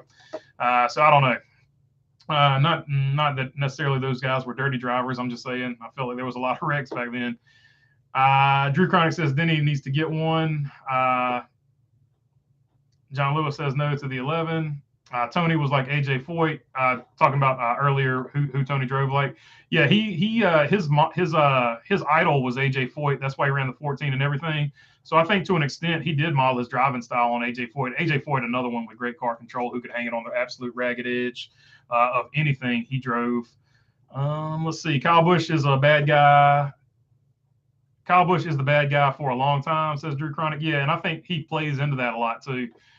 A lot of that is just him just playing into that persona, much like Earnhardt played into the intimidator persona. Charlie Anders says Sterling Marlin is the first standout driver that I remember winning back-to-back Daytona 500s, being just a year out from a serious TBI. I don't know if there used to be another standout to me. He was the first one I remember going back to back. Obviously, there might have been somebody before that, but as far as when I was born, he was the first person I remember going back to back on Daytona 500s. Richard Petty might have done it, but that was before my time. Sonny V, at least most of Richard's career was the good part of his career. I remember Cuckoo Marlin, great names back in the day. Yeah, some of those Slick Johnson, there were some great names back in the day. Drew Chronic, Tony was a bad guy. He was sort of an anti-hero. I wouldn't say he's a bad guy. He just sort of if you agreed with him, he was a good guy. If you disagreed with him, he was a bad guy, which sort of just made him the anti-hero. He just says what he feels, and like I don't have a problem with that, but I don't have to agree with it. And when I don't agree with it, obviously I will say something about it. But I don't think what he said was necessarily out of line. I just it is what it is. I've covered that just in case you didn't hear the first part of this. Disagreeing with Tony Stewart, he said Jimmie Johnson wouldn't have been rattled by Dale Sr. I think Dale Sr., whether or not Dale Sr. would have won a championship or anything like that, I'm not arguing that. I'm not arguing who was the better driver. I'm just saying Dale Earnhardt Sr., if he wanted to annoy Jimmie Johnson, he definitely could have. And the example I'm using, at least the most recent one, is Jimmie Johnson getting irritated with Ryan Blaney. Ryan Blaney, a much less irritating driver than Dale Earnhardt was in his prime. Molten Rage, I've had to wonder. Molten, I've sometimes wondered if this rivalry was born from NASCAR WWE networks. LOL, says Rich L. That's a fair statement. A lot of this was drummed up by the media to make it bigger than it was. Just to be totally honest, like if you go back and look at some of Denny Hamlin's interviews and you listen to the full interview, then you go read the article that was written afterwards. They don't really jive, right? They don't really mesh up. So there's a fair point that the media drove a lot of this as well. Because that's how they get paid. So, so take that for what it is. I just hate the driving culture. Veterans do need to start speaking out against it. Guys like Noah, Gibbs, Chastain, Logano, and rookies, there's just too many disrespectful drivers. I mean, to be fair, some of those guys, particularly Joey Logano didn't always drive like that. He got drove like that and then started driving like that. So it's a chicken or the egg argument as far as that goes. Chase has been in the 4 finals in the last 4, says Drew Chronic. Yeah, he's kind of reminding me of Kevin Harvick. Obviously, Kevin Harvick doesn't have he didn't win like a ton of titles, but he's always in the Final 4. For the longest time, he was always in the Final 4. Chase Elliott is getting to that point where he's always in the Final 4, but he's got that one championship already, right? So as long as he keeps doing what he's doing, he can go ahead and get him another one. Chase is the youngest in the last Final 4 as well, says Drew Chronic. So yeah, another good point there. What will it take just for something to change, just for drivers to stop going through people like they're not even NASCAR to enforce rough driving penalties? That's what it'll take. So you can put that on NASCAR, Molten. Mark Barnum, Molten. It starts when the lower ranks on the disrespect, and to me, Mark Barnum and Molten, it starts with NASCAR not enforcing a rule that they have, and that is rough driving. Like they have a rule in place for overly aggressive, intentionally wrecking somebody type of driving. They just refuse to enforce it because they don't want to make judgment calls, even though they make really terrible judgment calls all the time. They don't want to make judgment calls on that. So it is what it is as far as that goes. Teams set up for the final 140 laps. They know what is coming, says Drew Chronic. That's a fair statement. Especially in the lower divisions, you're going to get 12 cautions at the end of the race. Molten Rage, literally look at other guys who have been affected by this driving culture. Guys like Custer, like I cannot tell you how many times Custer has been driven through. He's not even on track. It's stupid. Yeah, I mean, there we go. I was wondering when Cole Custer was going to come into the argument, Molten. But yeah, Cole Custer has been disrespected at times. Not nearly as much as his pit crew disrespected him, though. Galactopus, what's up, man? Working late and burning the midnight oil tonight. Good thing BB comes in with the content to get me through. I appreciate it, Glock. Hope you're doing good up there in old Phoenix. And don't work too hard, brother. Rich L says, I'm going to say this, though. Molten, anytime you've been, some of the biggest wrecks happened. Denny Hamlin was the catalyst. Ding, ding, ding, ding, ding. That's a fair point, Rich. With most of those being with his aggressive driving. So that was the funniest thing I found about the whole Ross Chastain argument. is that Denny Hamlin knows 100% that he's done it too. And in some of those interviews, you can see Denny Hamlin say, yes, I used to drive like that myself. So that's what I always found funny about that particular argument. The big Ross versus Denny thing is essentially a guy looking in the mirror and yelling at himself, as far as I'm concerned. Mark Wachowski says, I'm beyond how NASCAR runs its business. It is their call I care about when the green flag drops, but when the checkered flag falls, yeah. And nothing was more apparent than the Ryan Blaney deal, where he already had the window net down. He already had the win, and they threw the caution like like 100 or 100 yards, 100 feet. I can't remember how far it was before he crossed the checkered flag. Like that was some dumb stuff. So NASCAR has made some terrible calls. Rich L says, including the almost losing Newman. His aggressive driving almost hurt him super bad. Others will say it was Blaney's fault. If you watch it, you'll see who started the chain reaction. Yeah, so once again, you can see he's just as guilty of driving aggressively as Ross Chastain, but the way that it was framed by the media, and this is what I was getting at with the media, the way it was framed by the media has to have one good guy and the media has to have one bad guy. And they decided in that moment that they were going to make Ross Chastain the bad guy and they were going to make Denny Hamlin the good guy. And facts be damned. So it sort of is what it is on that. Drew Chronic says, any electric stuff in the Daytona 24. So all of the what have they changed the name of these things to? Basically, the top prototype, the class that's going to win the complete overall whatever, all of those cars are hybrids, to my knowledge. I know the BMW is a hybrid, a good-looking car. You can definitely tell that thing's a BMW. I know the Cadillac is a hybrid. I know the Porsche. I think the Porsche is in this. Porsche. Sorry, Mark. The Porsche is in this one, and it is a hybrid.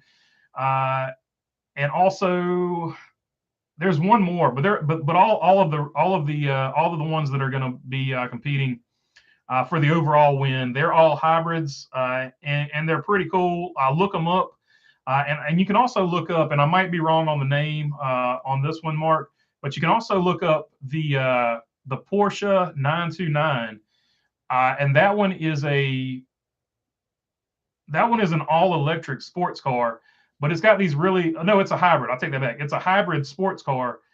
It can't compete in any of these, but it's really cool because not only does it have regenerative brakes, it also has a system on the exhaust that also basically when you're off the gas, it starts the exhaust starts charging up the battery too. So you got two things to recharge the battery. It's just a really cool design, and it might be something you see in the future. But the exhaust and the regenerative brakes recharge the battery in that one, or the super capacitor, whatever they're going to call it, and it recharges it in a matter of seconds, and it's pretty cool. Pretty cool invention by Porsche there. Molten Rage. The Daytona 24 will have hybrid race cars, and I would keep a close eye on how those motors are done, because that is probably going to be the future of what you see in NASCAR as far as how the NASCAR hybrids go. Trust me, if it doesn't change, we're going to see it happen again. A driver is going to be leaving us before they should because two guys are over aggressive for the win, and just an innocent bystander is going to get wrecked. Definitely could happen. Wasn't the movie Days of Thunder loosely based on Tim Richmond, says Chad Huffman?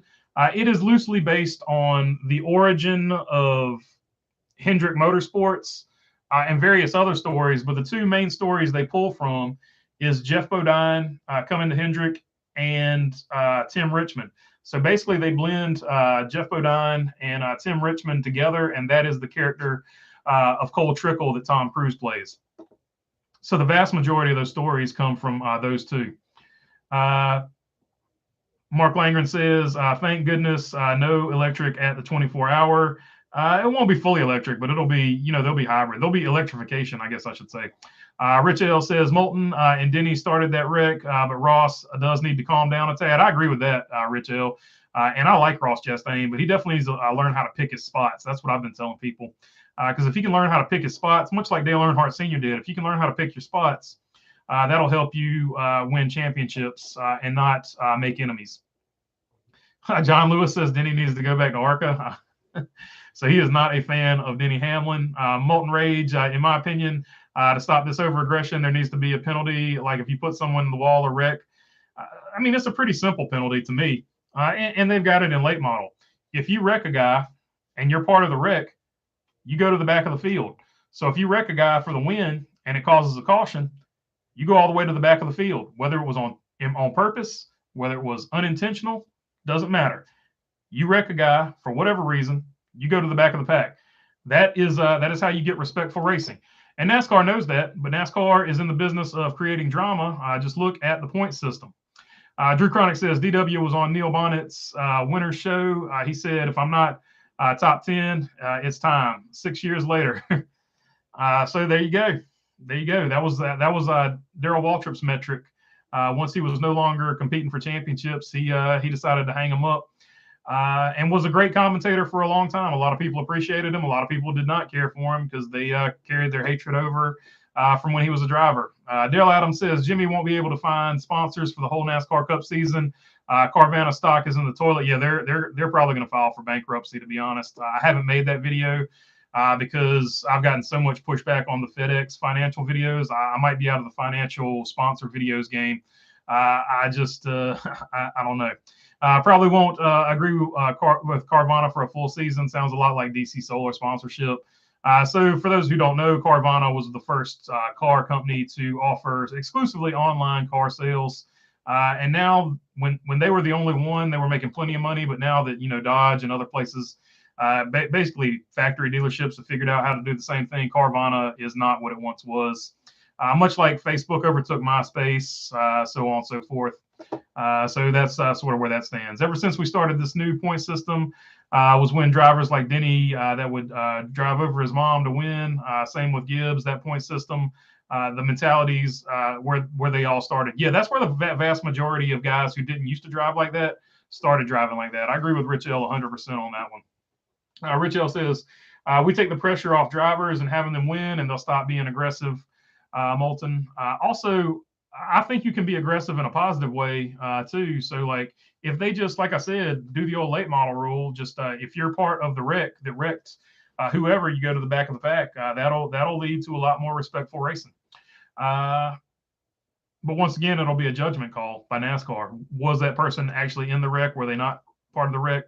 So it's got its own problems. It's not perfect by any stretch. Robin Mark says Tim Richmond versus Dale Earnhardt, 1985. Martinsville, check it out. Also Riverside, 1986. I appreciate it, Robin Marks. Definitely check out both of those races, and I will as well.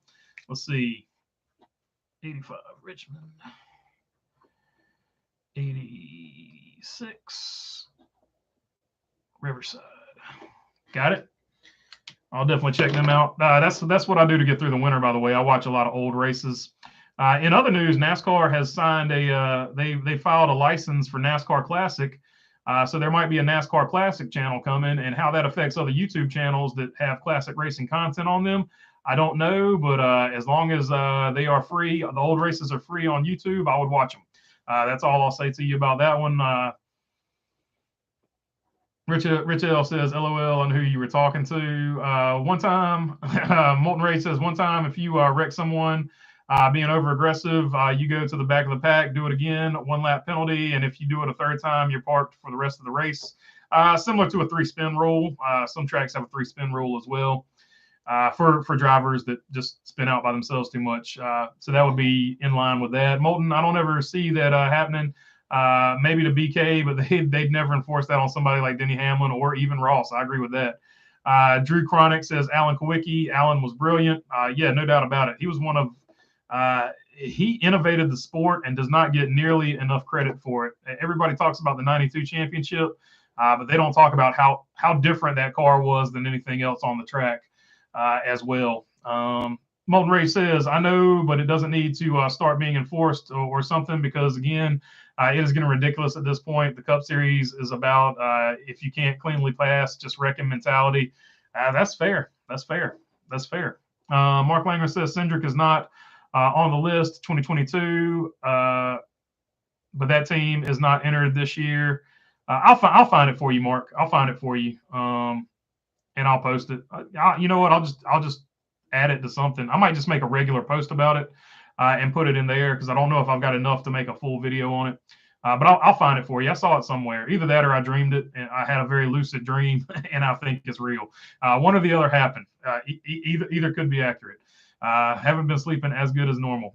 Rich L says, I definitely understand, Molten. We got to stop this WWE mentality. I agree. It's not good for the sport long term. But they seem to be in the game of drama right now. So good luck. Can we let drivers talk to each other over the radios like they used to? Some of the audio clips are hilarious. Yeah, I miss the old teamwork at Daytona and stuff like that. The tandem racing that was the bomb.com, man. I wish they did have the radio channel set up like that. That was super cool. Definitely gave you another layer to watch as a fan, especially at super speedways. Molten Rage 22 has proven that they are basically the new mentality.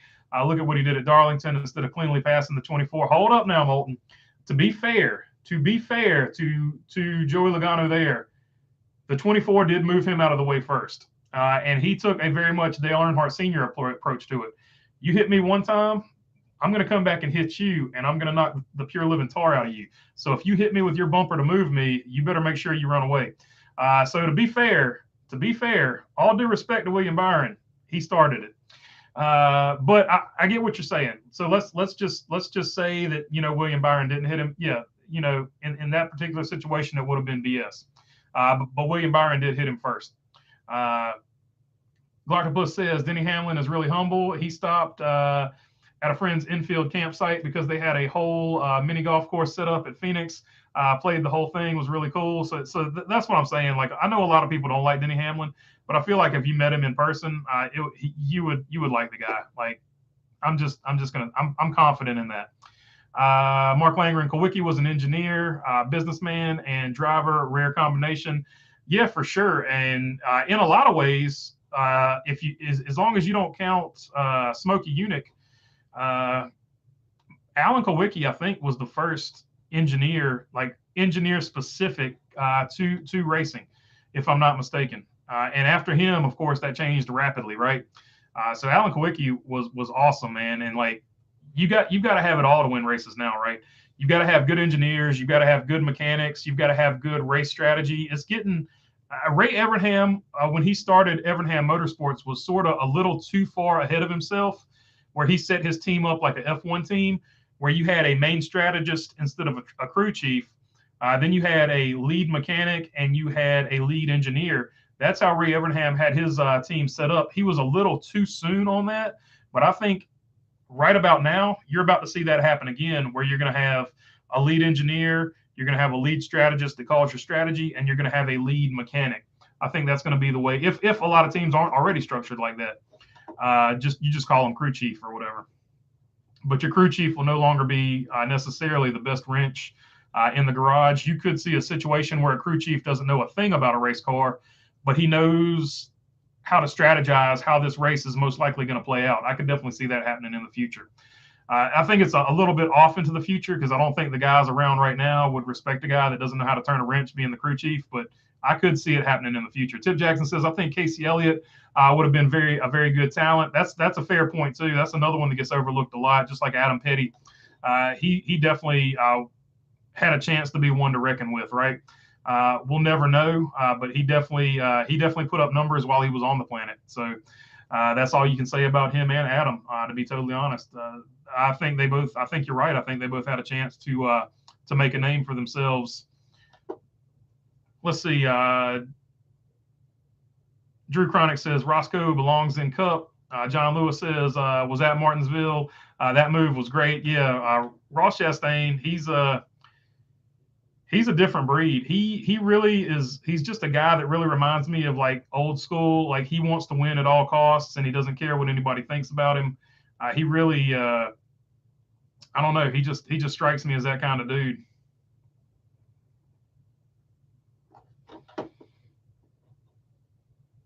Drew Chronic says, "Push the merch, baloney." I wish I was better at it, to be honest. I always forget until Mark reminds me, and then I've forgotten because I didn't write down the link to it.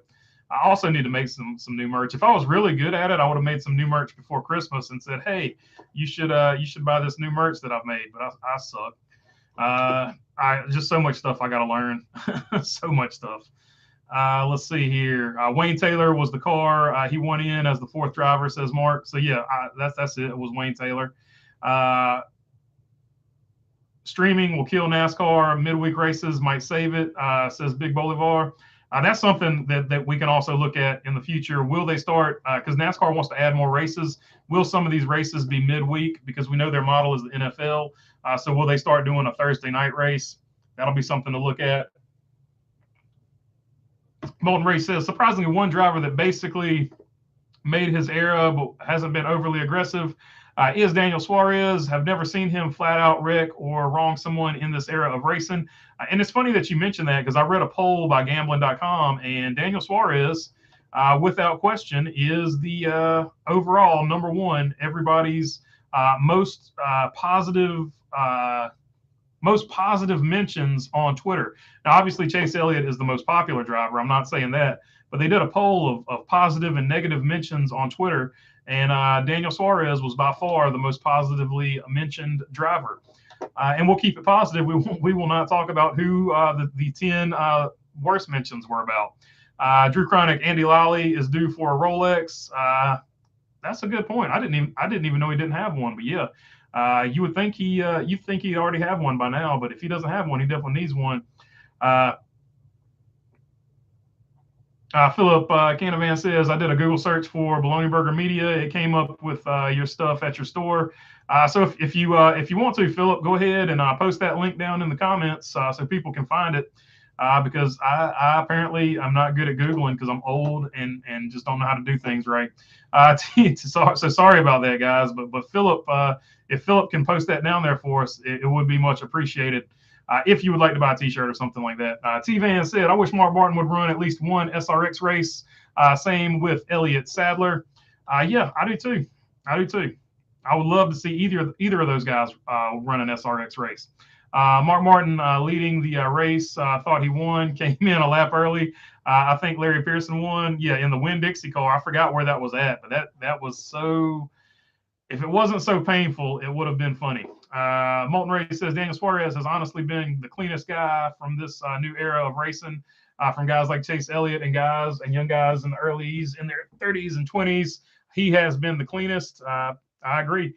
Elite Precision 29 just recently got to 1,000. If you haven't checked out Elite Precision 29's channel, check him out. He's got great content. He says, what's up, man? Hope you had a great holidays. Ready for racing to come back. Rolex 24 next month. Yeah, no doubt, man. I'm stoked about that Rolex 24. I did have a good holiday. I hope you did as well, Elite. And definitely check out his channel because he's got some great stuff. I'm super happy you got to 1,000 too, man. I was pulling for you. I couldn't believe you didn't already have 1,000, but he's got some great content. Check him out. And if you like him, give him a subscribe. Mark Langren says, I think you missed the fenders on an IMSA car. Yeah, I might have. Let's see. T-Van says, and Paul Menard. Oh, yeah, add Paul Menard to that list. Juan Pablo Montoya may have a better record at 24 hours than Smoke. That's what I'm saying. Like, just throw a blanket over them because they're all pretty good. Old home guy. I like that all drivers are good at road courses now. Makes bringing in ringers as not ringers now. Says old home guy. Yeah, it's amazing now that they have. Now that they have added more road courses, it's basically forced them to get better at road courses. So you can't just ignore road courses like Ryan Newman used to do. Like, he just didn't care, so he didn't even try to get good at them. You can't do that anymore. Kyle Busch wins the 500 in the number 8, says Brian Hinton. That's what I'm picking too. I think with the RCR equipment, within the next few years, I think he'll win a Daytona 500, especially because he's got more Chevy bandmates, I guess you could say.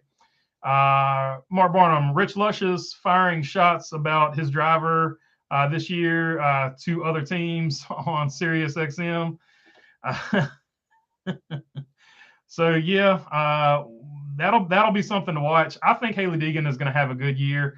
I think she's in a good situation, so I think she'll be all right. And him sticking up for his driver, I think that's a good thing too. So I think she needs to be in a situation where she feels like everybody at that organization has her back. Not that DGR didn't have her back, but to come out here vocally and be behind your driver, I think that's a good idea. Old Home Guy says Robbie Gordon was a heck of a driver for his short NASCAR career. Robbie Gordon's a guy that you can, and Tony Stewart talked about this on the Dale Jr. Download. This is something I absolutely agreed with him on. For all you people who are like, you're just talking junk about Tony Stewart. He said Robbie Gordon is one of the drivers you can put in a race car, and within a few laps, he'll get you 99% of the way there to be in a winning championship team. And it wouldn't take him that long to get up to speed. And Dale Jr. sort of chuckled at him, but Robbie Gordon, people just, for whatever reason, I don't know if it's his personality or how he comes off, but Robbie Gordon, absolutely top tier elite talent. Put him in anything and he will go fast. And I did agree with Tony Stewart on that. I was glad Tony Stewart said that. Drew Chronic, Tony was not a baby face. Didn't want to call him a heel. Yeah, he was sort of in that Stone Cold Steve Austin territory, right? Stone Cold Steve Austin was technically a heel. Rowdy Piper, technically a heel, but you liked him anyway. Same thing with Tony Stewart. He's kind of a heel, but people, you like him anyway. Like, at least I did. I know a lot of other people did too. I still like him. Like, I happen to disagree with one of his opinions. It doesn't mean I don't like the man. Mark Barnum, I say KB wins Fontana this year. There's a good chance that happens for sure. Old Home Guy, fake news in NASCAR, question. Who knew? Who would have thought that they would make a story bigger than it should be just to get some clicks? He's obviously talking about Denny Hamlin, Ross Chastain, how big the media made it, and how it wasn't necessarily like that in real life. There wasn't this massive hatred. Aside from that one interview, every interview that Denny Hamlin gave after that was more and more tame, right? So it is what it is. Slow Turtle 11 says, what about Custer? After Mark Barnum says, Barry or Allgaier, Slow Turtle. Who is your favorite to win the Xfinity Championship now that Allmendinger, Gregson, and Gibbs have been promoted? On that particular situation, I would have to go with Josh Berry or Justin Allgaier. Let me think here. Cole Custer, I would have to put Cole Custer in that mix, which is what Slow Turtle said. So yeah, of those would be my three. Flip a coin. We in the Cars tour, I still work for a guy named Craig, but we used to get our butts kicked quite regularly by Bobby McCarty and Josh Berry. So I will always default to saying Josh Berry because I know how good that guy is.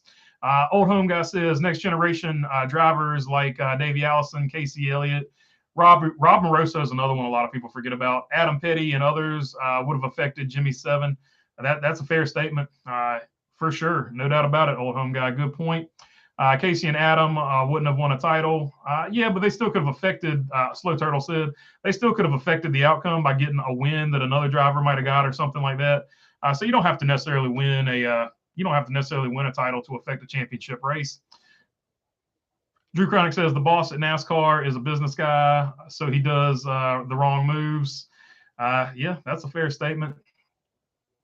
Same with Rob Moroso, says Slow Turtle, talking about he wouldn't have won a championship. Hard to say. Rob Moroso was a kamikaze driver. He was either going to win or wreck. So it would be hard to say what was going to be of his career. Yes, says John Lewis. Yeah, no doubt about it. Somebody who just put a video out about Newman. I talked about it earlier, I think, at the very beginning. Iceberg just put a video out about Newman. So check that out if you want to see some Ryan Newman footage. Mark Wachowski says, you can be aggressive as you want and never see a black flag. I agree. And until NASCAR starts enforcing it, you're not going to see anybody back off of it. 11 and the 1 are both clowns, says Tip Jackson. That's a fair way to look at it. Let's see, Old Home Guy, or at least they were being clowns about that particular rivalry or whatever. Let's see, ending that poll now. Was the ice cream story in Days of Thunder Tim Richmond or Jeff Bodine? Old Home Guy, I think the ice cream story was completely made up, if I'm not mistaken. I think that was just some Hollywood stuff, from what I understood. Garage 54 or whatever in the 24 hours of Le Mans is going to be the Garage 54 entry. Cool. I wish it was going to be the Daytona 24. I hope it's warm. I hope it's warm too. Good. All are hybrid, no electric only. The one you missed is Acura. Thank you, Mark. Yeah, Acura. That's the one I forgot. And that's is a good looking car, but it looks to me very similar like the Acura that they just got off of. The Cadillac looks totally different.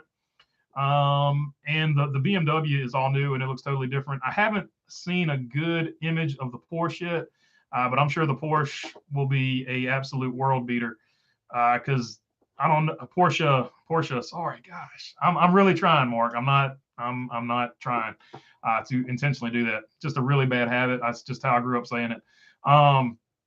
But the Porsche, if you know anything about endurance racing, Porsche is legendary. Donnie Love says the difference between old school racers and new generation is the new generation they are going to wreck you. Old school would just take you out. Yeah, that's very true. The new generation has to like sort of announce it on social media to get maximum attention for it. Then they may or may not do it, but really they're going to say something about it on social media or in the press first. Whereas the old guys, they would not say anything. They would give a very curt, concise interview and not mention anything about it. Then the next race, you would see them go out there and absolutely wreck somebody. Jimmie Johnson will have a hard time getting to know the drafting before the duels since NASCAR won't have practice before the duels, says Chrome Diesel. I think so too. I think that's a mistake by NASCAR, and I hope they get off of it. They do need to have some practice before the duels. Charlotte Anders says, I don't remember DW ever being relevant.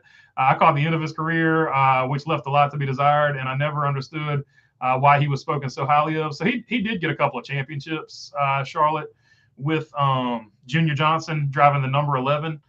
He is the one that filled in for Cale Yarborough when Cale Yarborough decided to retire and just sort of race a part-time schedule, at which point Cale Yarborough still won races. So I've always argued to people, Cale Yarborough's only got 3 championships, right?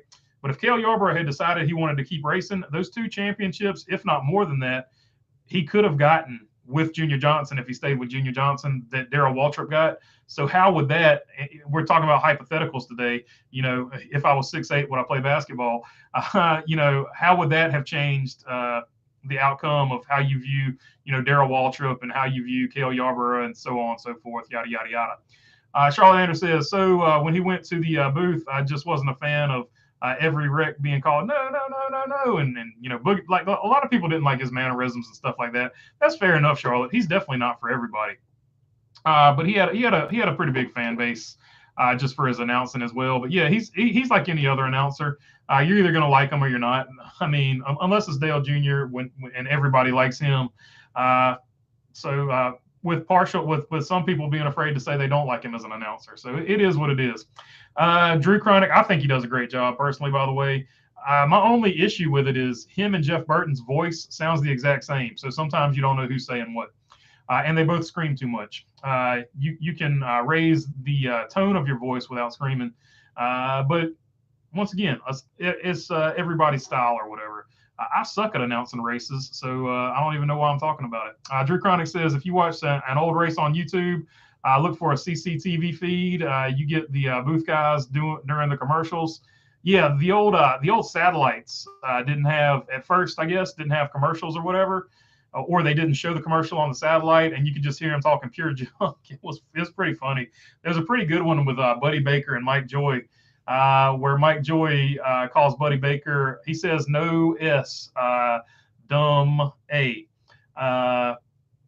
He roasts Buddy Baker pretty good, so it's you can find some interesting stuff there. I can't remember what race it is, but I do remember that comment, and I was like, wow. I was like, Buddy Baker got roasted. Let's see.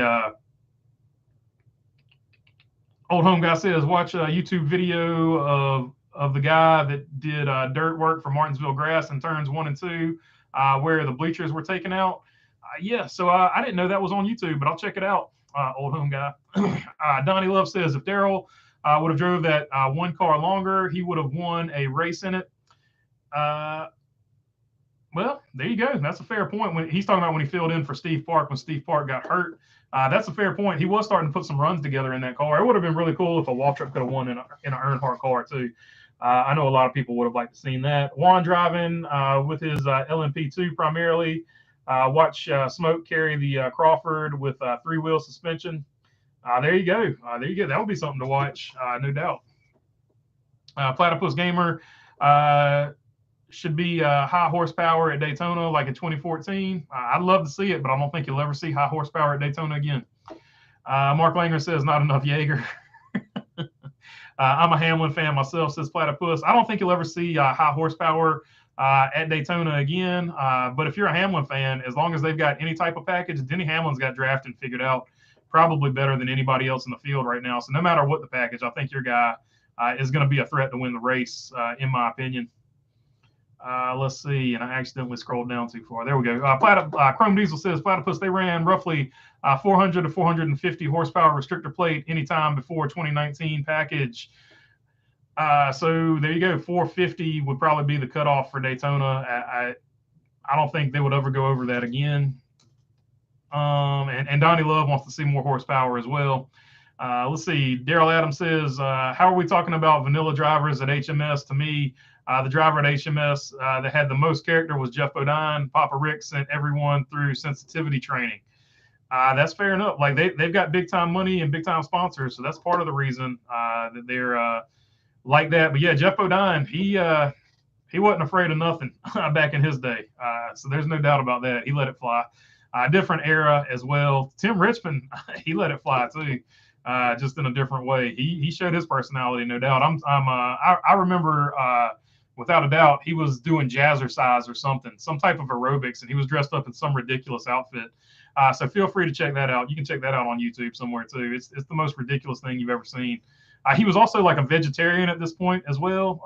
He was a character. I'm seriously thinking about being a vegetarian in the 80s. I'm seriously trying to find any clips where Suarez was just an a-hole and decided to wrong someone, because I cannot find all that I can find. He's a respectful, clean driver. And I can respect that. I don't know that he was necessarily being a jerk or anything like that, but I remember him. He got into a dust-up with Bubba Wallace, where he grabbed Bubba Wallace, and also there's the famous one of him slamming Michael McDowell on the ground or on his race car or something. But that's the only thing that I could. And I don't necessarily. I think those other guys, if I'm not mistaken, I think the other guys started it in that situation. But I can't remember. You can go watch them. That's the only negative I could think of anybody posting about Suarez. And this was like 2017 or something like that. This is well back in the day, maybe 2018, Platypus Gamer. I want to see more passing at tracks. That's why I liked the 2014 package. Brother, we all want to see more passing, man. I really hope they get it figured out as far as that goes. Because you are right. The 2014 package, that was a great package. As far as passing goes, and not being as affected by aero and stuff like that. Platypus, outside of the plate tracks, they ran 850 horsepower, so that might be part of it too. You might need some more horsepower to overcome that aero push or whatever they want to call it. Mark Langer says, "Did you see RCR's new shop? 20 guys at home helping the crew chiefs." Yeah, they got a command center set up now. It's really cool. It's a really cool deal. Old Home Guy says Ross is like Ralph Earnhardt, win at all costs. No doubt about it. Ralph was another one, depending on which Ralph you talk about, but Ralph Earnhardt, the dad of Dale Earnhardt, he definitely was called a Lionheart because he just wouldn't give up. John Lewis, so if the rain tires on short tracks, could this improve the tire wear for better racing? If they ran the rain tires, they would definitely disintegrate a lot faster. So you could see, there you go. Mention that to NASCAR. That's not the worst idea I've ever heard.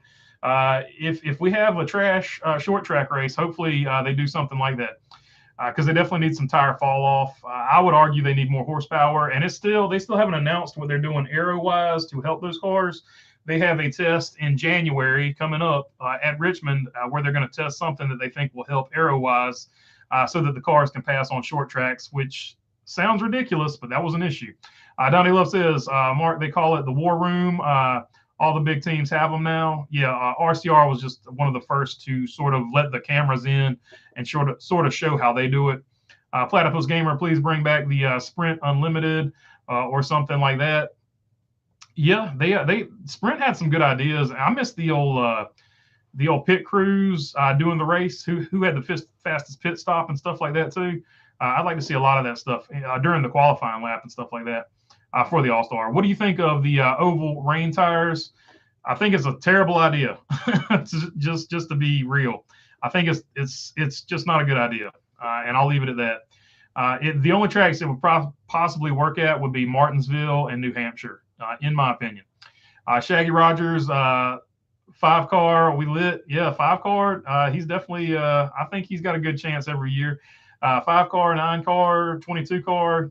There's certain guys, 12 car. There's definitely guys you can see every year that are going to be perennial favorites to win that thing. Austin Cindric's an up and comer. Ross Chastain, Tyler Reddick, so on and so forth. But obviously, I'm rolling with Kyle Larson. He's my current favorite right now. And then anybody basically named Kyle, RCR. Well, I don't even say that anymore because Kyle Busch drives for RCR, and Richard Petty. So the 43, the 3, the 8, the 42, whatever number Jimmie Johnson's going to drive, and the 5 car. That's who I'm rolling with as my favorites. So that's where my main biases lie.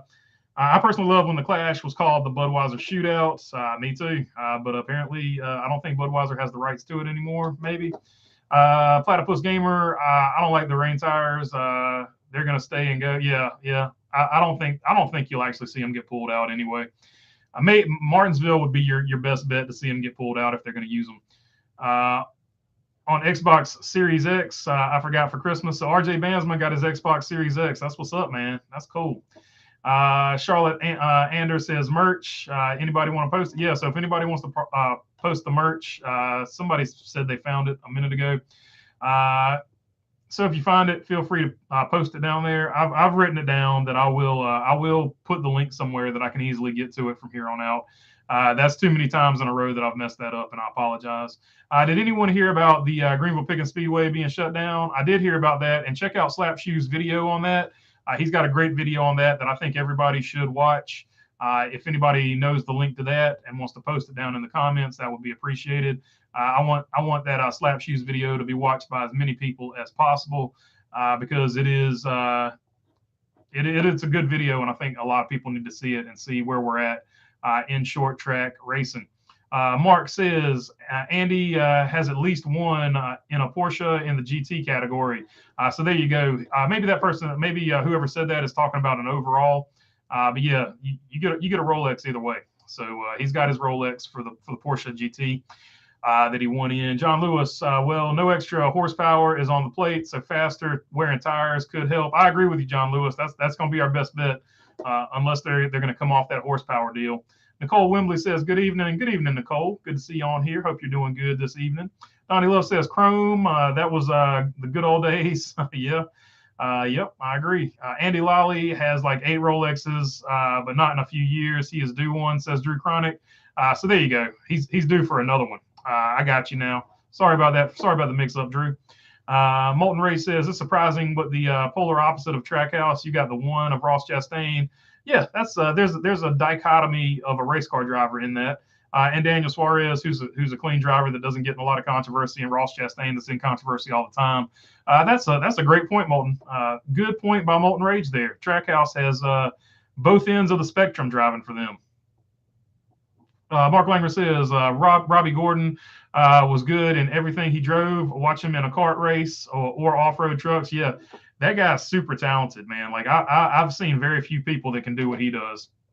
Let's see. This year, he's either a make or deep run in the playoffs, or you're a NASCAR bust. There is no excuse for Hailie Deegan now. That is all she needs to do. And I think she'll get it done. So I agree with you. This is a no excuse year, and I think she will get it done. Nicole Wembley says Hailie will advance regardless. If she doesn't win in trucks, she is about selling personality. That is a fair point. She's always going to have a sponsor as long as she keeps it going, and that is part of the game. So, but she has said she wants to do it the right way. So I think she'll put in the work and get it done on the racetrack before she advances herself like that. Charlotte Anders says Slow Turtle 11. I think 11 fan. I think it almost has to be Custer and Allgaier as the favorites. I agree with you, Charlotte. Those are good points. Like I said, I lean toward Josh Berry just because we got kicked in every Cars race by him that I feel like I went to for a long time. He had a good package for the Cars Tour, and if he figures it out in the Xfinity Series like he did the Cars Tour, would not surprise me to see him win a championship. Molten, no busts in NASCAR. Of the 75 years of NASCAR, only 6% of the drivers have ever had wins, says Mark Barnum. So there you go. I agree with that, Mark Barnum. I never understood why people called Cole Custer a bust anyway. I mean, the dude's he's got one win in 2 or 3 years of racing at the Cup level. That's more than some people get in the whole career. I don't know. I've never understood this calling somebody a bust when they haven't had a nice long career. to figure it out. I guess the hype around him was so big that they were expecting so much more. I don't know. What bugs me about Haley is she seems to be insta-baddie first and race car driver third or fourth. I like that, insta-baddie. That's a good. I like that analysis, Charlotte. So the counter argument Haley Deegan fans have for that is she's doing that to drum up sponsor money to fund what she really loves doing, which is racing. So, how do you judge? How do you weigh that out? Like, if you could do that to drive a race car, would you do it? Like, obviously, I can't do that, so I'm not really qualified to comment on that particular situation. But if you want to drive a race car and you're doing what you got to do to drive a race car, and just to be real, she's not like necessarily showing everything she's got or anything like that. So it is what it is. RJ Bansma says, "Oh, I missed the super chat. I apologize about that, RJ. I apologize. Did anyone hear about Greenville Pickens Speedway? Yeah, for sure. I heard about them, and like I said, I appreciate the super chat, RJ. Yeah, check them out. Check out Slapshoe's video on that. He definitely has a great video on that. And like I said, if anybody has the link to Slapshoe's video, put it down in the chat, because that's a great video, and as many people as possible need to see that video because he does a great job. He's never made a bad video, but that's one of my favorite ones that he's ever made. Road courses in 2023, it may be time for a local yellow flag or a blue flag. Yeah, that's a fair point. I've never understood why NASCAR doesn't do that, why we don't have a local yellow, or at least you don't see it, anything like that. Let's see here. Nicole Wembley says, just curious, are you single? My bad for asking, just curious. I'm single. Amazingly enough, nobody wants to date that. But yeah, Old Home Guy says, Haley haters, what's your win record racing? So there you go. That's the other side of it. Like, a lot of people just don't understand the Haley Deegan hate. She's polarizing. Hopefully she gets results next season and all this talk goes away. I think she's got a lot of potential. I think she's better than Danica Patrick. But it is also fair to say that she markets herself in such a way, that some people don't appreciate. I don't necessarily have a problem with it. But not everybody is in love with it. They think she spends too much time on social media, not enough time racing. That is a common complaint. I don't know her personally, but I feel like she spends a lot of time racing as well. I don't know where she has time to have an actual real life. So that would be my concern. I see her in the future being either burned out by social media or either being burned out by the racing schedule she has. So at some point, it will come to a head, and that's why I've always said she needs to get a team intact to do all of her. I know her boyfriend does a lot of it for her, but she needs to get an actual team intact to do all of her social media marketing and all that. But that being said, she's better at YouTube than I am, so who am I to give advice to somebody who's got like 500,000 followers, right? So that's all I'll say about that, I guess I should say. Jimmie Johnson has Sims in his home. He can get a feeling for the car, says Drew Chronic. I mean, that's fair enough. And also, they'll take him to the Chevrolet simulator, and he'll get like an actual simulation. Like I've said, I think I've said on here before, but I've got a buddy named Landon Pimpleton. He's in the Toyota development program. I used to work for him when he was in the Virginia Sportsman, and then later as a late model driver. He was talking to me about the sim, and he played a lot of iRacing or whatever you want to call it. And he said the Toyota simulator is like night and day difference between iRacing. So, and that's where they basically get your setup for your car. You go to the Toyota simulator, whatever you do there, however they configure it, that's the setup they put up underneath of your car. So Jimmie Johnson will get some simulator time, and that's probably where the setup for his car will come from. So just a little appreciate Landon Pimpleton for sharing that with me, by the way, too. Because that's just pretty cool, like inside stuff that I wouldn't know about if he didn't tell me. So super cool there. Mark Wachowski says Darrell Waltrip, 3-time champion. Okay, so he got 3. Appreciate it. I only thought that he got 2 over there, but he did get 3. Appreciate it, Mark. Like I said, that's just a little bit before my time, so I'm off on that. Nicole Wembley also, DW got 3 championships, 81, 82, and 85. Appreciate it, guys. Like I said, I was alive back then, but I just wasn't cognizant necessarily of what's going on. Appreciate it. I appreciate the help there. Always appreciate it. If I get anything wrong, let me know down in the chat because I do like to make it right. DW and Bristol Dominance. Yeah, DW owned Bristol Motor Speedway, like few others. I think he's still the all-time wins guy there. I know the Bush brothers are good there, and I know Dale Earnhardt Sr. had several wins there. RJ Bansma, the ice cream story is based on something Benny Parsons and his crew did in '73, I think. So there you go. I can look that up. Let me write that down. The ice cream story, because I'm not sure where that one came from. There we go. Let's see. Days of Thunder, Ice Cream is True, 87 Southern 500 involving Hendrick Motorsports 35 team with crew chief Harry Hyde and Richmond's replacement driver, Benny Parsons. So there you go.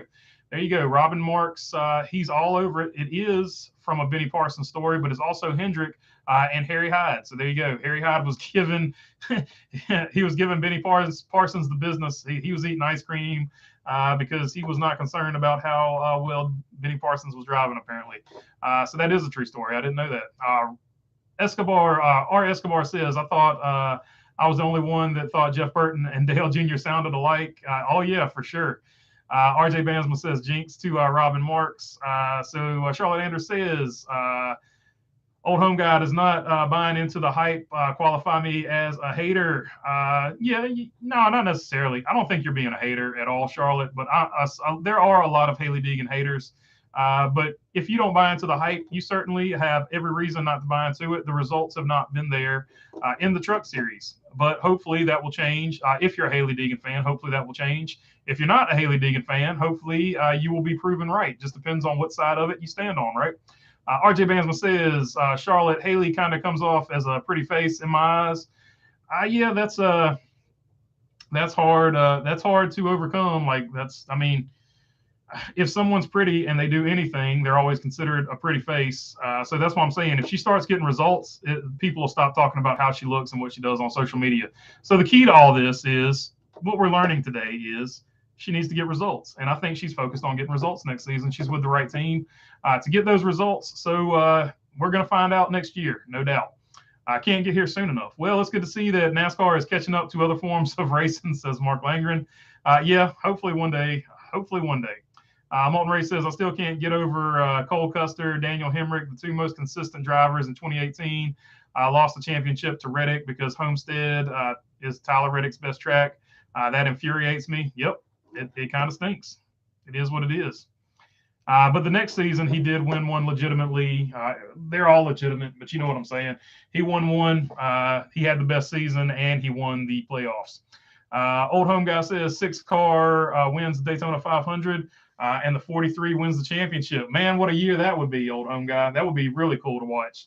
Mark Langer says, go see what Porsche brings to Daytona with support from the engineering supports from Wysox. Good luck on that one, Mark. Wysock, I'm going to go with that. I know I said Wysock. I got the Weiss. I need the last part of it. Wysock, maybe Wysock. All right, that's enough of me trying to pronounce German. I can read German, I just can't pronounce it because the machines I used to work on back in the factory were made by Reader, and a lot of the stuff written on them was in German. So there you go. Drew Cronick, Ralph was Ironheart, and Dale was Ironhead. I remember that's a good one, Drew Cronick. Not a lot of people remember. Before he was the Intimidator, they called him Ironhead because he just ran through people, and that was a tongue-in-cheek nickname because his dad was Ironheart. But that's what my grandpa used to call him, Old Ironhead. That's what Pop called Dale, Old Ironhead. That brings back some good memories. That would be a great set of T-shirts that Dale Jr. could get going if he ever wanted to. If you watched Deegan's, I'm pretty sure that one is not under copyright or whatever it's called. Announcement video. She showed the sim at ThorSport. It's BA. Says Mark Barnum. Yeah, I think she's in a good situation. I think you're going to see a lot of improvement from Hailie Deegan next season. Now, will she be a championship contender? I don't care, but I think you're going to see a lot of top 10s. Let's see. Charlotte Anderson said, I posted the merch link, but I guess it didn't come through. It'll come through eventually. If not, that's on me. I'll get it fixed for next time. But I appreciate y'all helping. That is for sure. Let's see. Oh man, I scrolled way too far down. Here we go. Like Dislike says, if Dale Earnhardt never left us as early as he did and still ran DEI, Junior was vice president, who do you think his driver lineup would be? I think his four would be Martin Truex Jr., Alex Bowman, two new drivers, Kyle Busch and Jeffrey Earnhardt. Yeah, that's fair enough. I think Jeffrey Earnhardt was actually in the DEI chain before everything fell apart. So Jeffrey Earnhardt's a good one. I don't know about Alex Bowman. Martin Truex definitely would have been in there. Kyle Busch is an interesting story. I could see Dale Earnhardt really liking the Busch brothers. If not Kyle Busch, I could see Kurt Busch being in there. But like I said, it's always fun to guess. But who knows? Who knows? Dale Earnhardt Sr. had an eye for talent. He handpicked Kevin Harvick to replace him. So Kevin Harvick in the 29, what used to be the 3, would have been Earnhardt's handpicked replacement. And Kevin Harvick has done pretty good. So Earnhardt definitely had an eye for talent. So whoever he put in there would have been a winner. Uncle Bones, Charlotte Ander says you have to be a moderator to post links. Oh, okay. I got you. My bad, y'all. I told y'all wrong. Chrome Diesel, if we had Clash eligibility in its original form, only 16 drivers would be eligible in the Clash. Yeah, but that's what made it cool, right? So, but I like the way they're doing it now with the heat races. Unfortunately, I don't like the fact that they're locking people in. So that kind of stinks. If I did the math right, 40 days to the green flag, baby, says Rich L. So there you go. A little over a month until the Daytona 500, or at least we get some action on the track. RJ Bansma, Charlotte Ander, what do you do if you have a pair of angry cows and an angry goat?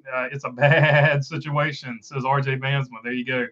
Mark Langer says 100% right, Molten Rage. There are a lot better female drivers that are dedicated to just racing but don't look good in a bikini. Yeah, I mean, I'm not going to argue with that. There's also, I mean, you can go through the Cup Series, and there's a lot of guys that are better than certain guys that are in certain cars as well, but they're not getting a chance. It's life's not fair. I don't know what to tell you on that particular situation, but yeah, you're 100% right about that. Let's see. Custer is called a bust because he underperformed in top tier equipment. As a Custer fan, he is a bust, and it's painful for me to say that. But there's no excuse to run like 25th. But to be fair, the rest of Stewart-Haas isn't running that good either, other than Kevin Harvick and Tony Stewart. Let's see.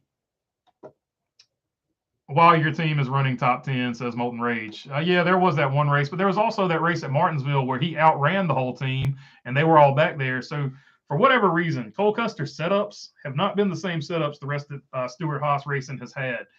So make of that what you will. Is Cole Custer the R&D car? Let's see. While your team, let's see. I feel Haley Deegan is a repeat of Danica, says RJ Bansma. To an extent, I think she's a lot more talented in a stock car than Danica Patrick is. Danica Patrick, I'm not taking anything away from her open wheel career. I don't know anything about open wheel racing. I don't know how good she was over there, but I do know she won a race. So I'm not taking anything away from that career, but I do feel like her stock car career was rushed. And I do feel like Haley Deegan is a much better stock car, or in this case, truck driver, than Danica Patrick ever was. That being said, she has to get results to justify the hype. I will say that, and I say that as somebody who's pulling for Haley Deegan to do well. I want to see her do well, but she has got to put up some results this season. Daryl Adams says, all hail the Underbird. Of course, Underbird being Alan Kowicki's car that he won the 92 championship with, that was highly modified with engineering that nobody had really seen up until that point.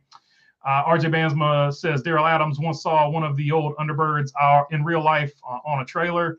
That's pretty cool. Like he did a lot of cool stuff to them. Somebody has actually made a video, and I can't remember, but they detail all the things that were different, or at least some of the things that were different about the Underbird and stuff like that. So it might be one of Slap's videos from about the 92 championship. Suspension broke 45 minutes from the end for Smoke, stuck in 2x4 to keep it in the corner up. Suspension failed, and then the tire came off. Man, a rough one, but he was still wheeling it. I forgot all about that, but I do remember the suspension breaking. I didn't remember exactly what happened, but I do remember the race he was in, and he had a mechanical failure. I just remember the tire coming off, and they said the suspension broke. Molten Rage says, as a Cole Custer fan, I have to be brutally honest. There was no excuse for him to run sub-20s most of the time, while his teammates Harvick, Briscoe, and Almirola ran in the top 10 to 15. As a fan, there's no excuse. That's fine. I think he'll work his way back up onto the team. Speedway Anywhere, it's a damn shame that Robbie Gordon's Stadium Super Truck Series went away, at least for now. Yeah, that was a cool series to watch. Sheldon Creed, that's where he came from, essentially, or at least partially. Robbie Gordon had a good thing going there. Unfortunately, couldn't keep it going, but it was fun while it lasted, right? Not here for a long time, here for a good time, and it was definitely a good time to watch it. You saw Thunderbird. Alan Kowicki is the only one who drove the Underbird, says Daryl Adams. Mark Martin is a class act. When Kyle broke his Busch Series record, Mark was on hand in victory lane with Kyle. Yeah, no doubt about it. Mark Martin's a different breed. He's a great ambassador for motorsport. Period. Drew Chronic says Penske's was like 2M simulation. Says Drew Chronic. RJ Bansma says Baloney Burger, we're losing our short tracks to the greedy real estate industry. Yeah, I agree with you. It definitely stinks. I hate it. And I'll actually in the future. Well, I couldn't have known we were going to be talking about that. But in the next whatever, I will get the link to Slap's channel. I will get the link to my merchandise channel, and I'll put them in the next live stream because Slap's video needs to be seen. Slap Shoes video needs to be seen for sure. Because it's just a good video and it tells you about where the state of grassroots racing is for short track stuff. Let's see. Fun fact: Cole Custer is the youngest driver to win a truck race at the young age of 15. Wait, who put this kid in the truck and how did he win? Talent, I tell you, says Molten Rage. I just read that one. 73 starts, 2 DNFs, 1 second, 1 third, 1 fifth. The rest were wins with lap and qualifying records at every race. 3-time sprint and enduro class champion in a row.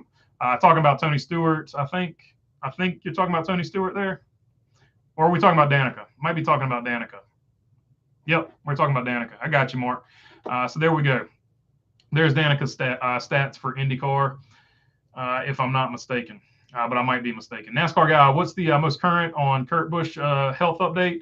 I don't know about his health update, but 2311, the guy that basically runs the show, not named Michael Jordan or Denny, he said that if he gets healthy, they would be open to bringing him back for a few select races here and there, sort of like Trackhouse does with their Project 91. So he's not done yet, necessarily, if he wants to come back and race. RJ Bansma says, who's the best NASCAR driver at telling dad jokes? Oh, that's a good question. Let me think about that one for a minute. Tentatively, I'm leaning toward Eric Almirola or Kevin Harvick. Nicole Wembley says 85, maybe referring to one of the Darrell Waltrip championships. Rich L says, I don't think there's a comparison with Danica and Haley. Haley just needs to prove now she's going to have better equipment. She can win races. Just his thoughts on it, says Rich L. Yeah, I just think Haley is going to be in a much better situation, but she has got to get results. Like there's enough of me simping for Haley, right? She's got to get results next season. And that being said, I hope she gets them. If she doesn't get them, I'm just going to have to say it didn't work out. But next season is going to be the season. She can wreck as many times as she wants to, but she needs at least 5 top 10s, in my opinion. So we're going to see what happens next season. Let's see. Buddy Baker had all the sayings, says Drew Chronic. Buddy Baker, without a doubt, he was a character, and he's got a great book. It's called like Spun Out, Half Turned Over. It's got some crazy title that I can't even remember, but I've got the book and I read the book. And after I read the book, I became the biggest Buddy Baker fan in the world. And that was after being the biggest Buddy Baker hater in the world when he was a commentator, because I hated his commentary, A, because I was too young to understand it, and B, because I was just like, I don't know. I didn't appreciate it. But then I read that book and I was like, dang, we had a literal legend talking, and I just didn't appreciate it because I was too young to understand what was going on back in the day. RJ Bansma says Nicole Wembley, one of Bobby Allison's wins came in a Ford Mustang. LOL, says RJ Bansma, old home guy. What are you working on this week, Kyle? I'm working on I got a food truck. that I'm working on selling. So that is the main thing I'm working on. Also, my pipes froze underneath my house. So that will be something else I'm working on. And if I get that done, I will go and do my other videography job. Hopefully, I will hopefully get some of that done Wednesday. But it's been possibly an expensive week down here at the ranch. But if we get some money coming in for the old food truck there, which I think we've got a handshake agreement on that, it won't sting quite as bad. Just unfortunately, a lot of that money is going to be going right back out the door. But get the food truck sold, we might be able to make a few more things happen project wise. Is what I'm hoping. Rich L says, can we just agree that Kayla Cuoco is hot? That would be the lady from the Big Bang Theory. In case you're wondering who we're talking about there. I would say the blonde lady, but they're both blonde. But she would be the one that dates the guy with the glasses, not Sheldon or whatever. And yeah, she's hot. Mark Barnum says, I agree, Rich. Bazinga Rich says RJ Bansma. Rich L with laughy faces, fist bump, and 100. Nicole Wembley says, what would you rather have, 3 Daytona 500 wins or 3 championship Cup Series wins? That's a good question, Nicole. And here is me being a politician. If it is 3 Cup Series championship wins in the playoff format, I would rather have the Daytona 500 wins. If it is 3 championships in the old Winston Cup format, I would take the 3 championships. So that would be my answer there. I'm not a big fan of the playoffs. I don't know I don't know. So I would rather have Daytona 500 wins than championships in this particular playoff format. But I'm a weirdo, and that's just me. Mark Langren, sorry, only good control is Alan Bradley out of MKE. Mark Langren talking about PLC controllers, of course, logic control, programmable logic controllers. And before I lose the whole audience, that'll be the end of that. I was trained in Siemens software. Make your jokes about that all you want to, but I was not trained in Alan Bradley's logic ladder stuff. Anyway, live stream on YouTube doesn't allow outside links to your t-shirt shop. I know. I'm sorry. I apologize for that. I'll get my stuff together for next one, I hope. I'm even surprised that Custer was able to even compete in the trucks at that young age of 15. Like, how did you get in? You were 15, or I think he had connections, because at one point they didn't let anybody race those because they put the old Kyle Busch law in where you had to be 18 to compete in touring series, if I'm not mistaken. Rich L is going with the 3 championships over the 3 Daytona 500s. J.C. Hayes, Dale Sr. Asked Rusty Wallace, called Rusty Wallace Rubberhead. I remember that after his crash in Bristol in the 90s. That's for sure. And we called Rusty Rubberhead for the rest of his career, by the way, in my neck of the woods. RJ Bansma, Rich, how was my dad joke? RJ Bansma also says J.C. Hayes Rubberhead. That's funny right there. No doubt about it. Rich L giving you the thumbs up on that one, RJ. Dale being Ironhead was due to him being stubborn as hell for a Taurus, LOL, says RJ.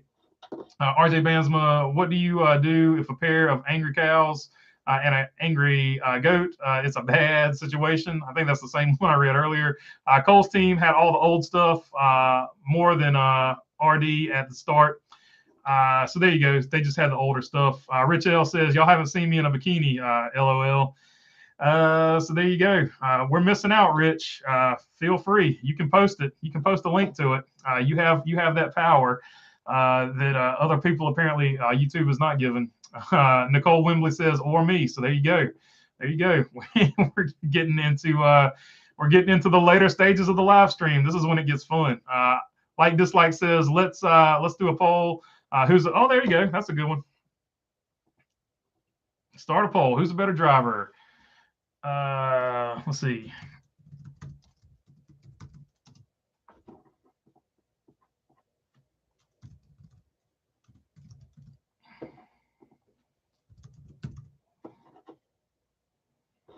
Hold up. Let me mark my spot here, and we'll ask the community, who's the better driver? All right, let's see.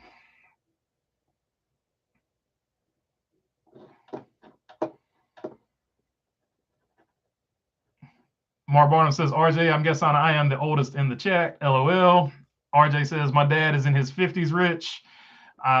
Drew Chronic says, Buddy and Benny. RJ Bansma says, by the way, I'm 30. Rich L says he's pushing 63. Mark Langren's 64 and still racing. That's my man, Mark. I love it. Drew Chronic says, cool, Mark. Rich L says his oldest child is 35. So there you go. What's everyone's prediction for Cole Custer's Xfinity run next year? I expect 6 wins. I'm with you on that one, Moulton. I expect 5 to 6 wins and possibly a championship as well on the mantle, finally getting the elusive championship that got away from him in 2018. The revenge season, says Molten Rage. I agree with he's going to be in the running for it for sure. Mark Barnum says, I'm 66. I'll be 67 in February 3rd. You'll be 67. Drew Chronic says, JK. Rich L says, Old Bulls rock. Mark Barnum says 15 do. Rich should be called Gramps. I guess we're going to call Rich Gramps, or some of us are. I'm just going to keep calling you Rich. 15 is cool, man. RJ is in the corner. Point. So let's see. Like I said, we got everybody. We got everybody in here. Let's see. Actually, I do kind of want to know what everyone's like prediction on Custer's 2023 campaign is going to be. I think you did. I think you did good on the prediction there, Moulton. Drew Chronic says you picked a fine time to leave me, loose wheel, for the old DW song he always sang. Rich L says, BB, are you a tool and die worker? No, I didn't work at a machine shop. I actually worked at a yarn, not a yarn factory. We made. I don't know if you guys have ever heard of Sunbrella. We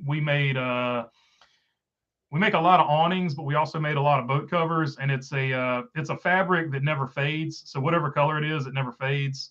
And I worked on a specific machine in there. They're really specific about what you can and can't say. And even though I don't work there, not that anybody would steal any of this or anything like that, but they're real specific, and I'm just trying to be respectful of that. I worked on a specific machine there that's called a reader machine. It was a drawer and a finisher. It was a set of machines. And that is the machine I specialized in working on. And most of the instructions on the machine were in German, so I picked up a little bit of German. But part of those machines are controlled by PLCs, programmable logic controllers. So that was part of the stuff I had to learn. And then the machine that's actually right before that is called a carding machine. And I can't give away. Actually, I probably shouldn't have said that. But anyway, that machine that shall remain nameless. That used a lot more PLCs than my machine did. And I went to school for basically all that stuff. I went to school for mechatronics and electronics engineering. I got 2 associate degrees in both of those. So I learned quite a bit of ladder logic and stuff like that. And the schools I went to were sponsored by Siemens and stuff like that. So no, not a tool and die worker, but I did learn a bunch of PLC stuff, and I did learn how to cut stuff on a CNC machine. But yeah, not much beyond that. I couldn't run a G-code logic for a Haas machine or anything like that. I'm not that advanced. Let's see. Natalie Decker, have anything lined up for 2023? I hope so, because I know she's got a ton of fans. I know she did really good in Trans Am racing. So we'll just have to see what she does. Mark Langer said, so video is delayed. Which video is delayed? All my videos are delayed. Like, I'm way behind. So yeah, if you're talking about me making a video, I'm way behind on all of them. Who's the better driver of the young rookies, Cole Custer or Chase Briscoe? Chase Briscoe, in my opinion. Donnie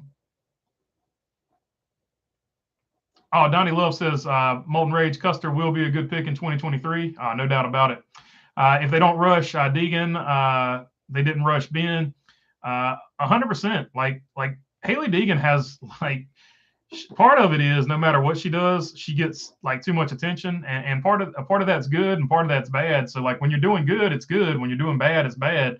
And right now she hasn't had great seasons, and she's got all that attention on her. So it's just one of those situations that will snowball, and it could get bad.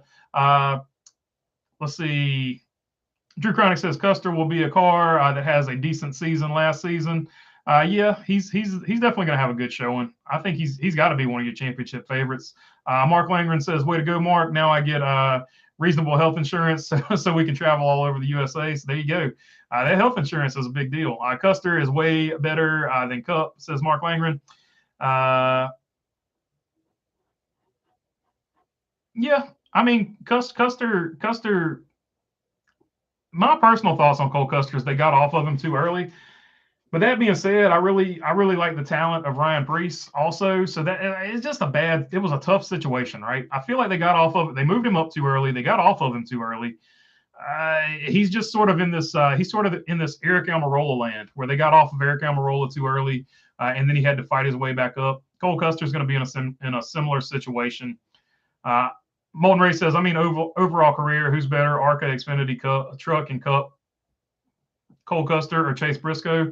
I'm going to say Chase Briscoe because he's got Tony Stewart's seal of approval, and they're going to stick with him for a longer time, obviously. Then you're going to see get stuck with.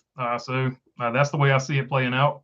Mark Barnum says, "Yep, Mark, we have paid our dues, no doubt.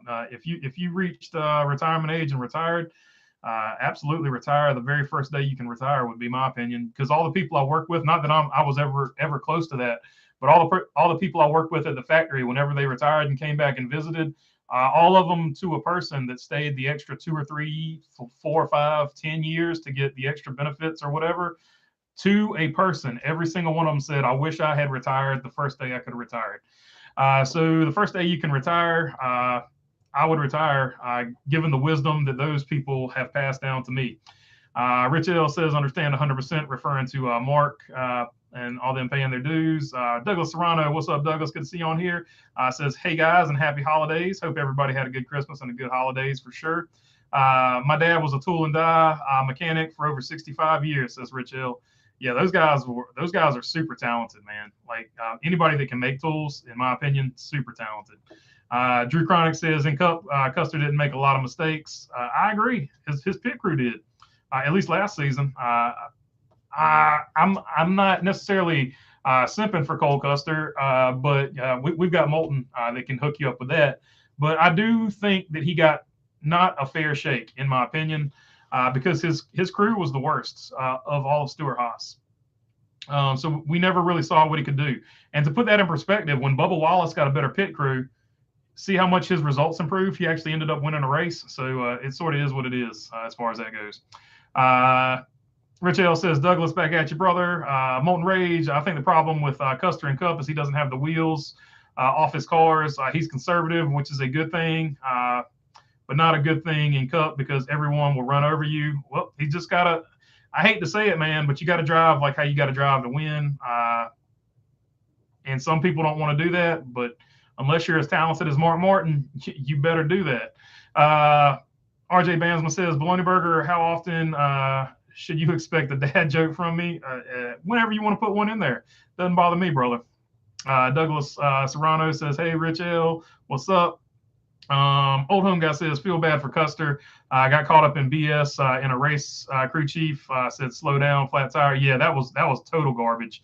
And also, he had a good run going at Martinsville, but he did the team orders thing, and that took away a good top 10 finish he would have had at Martinsville, trying to help out, of course, Chase Briscoe. So just nothing last season went Cole Custer's way. Mark Langer said, while going to college.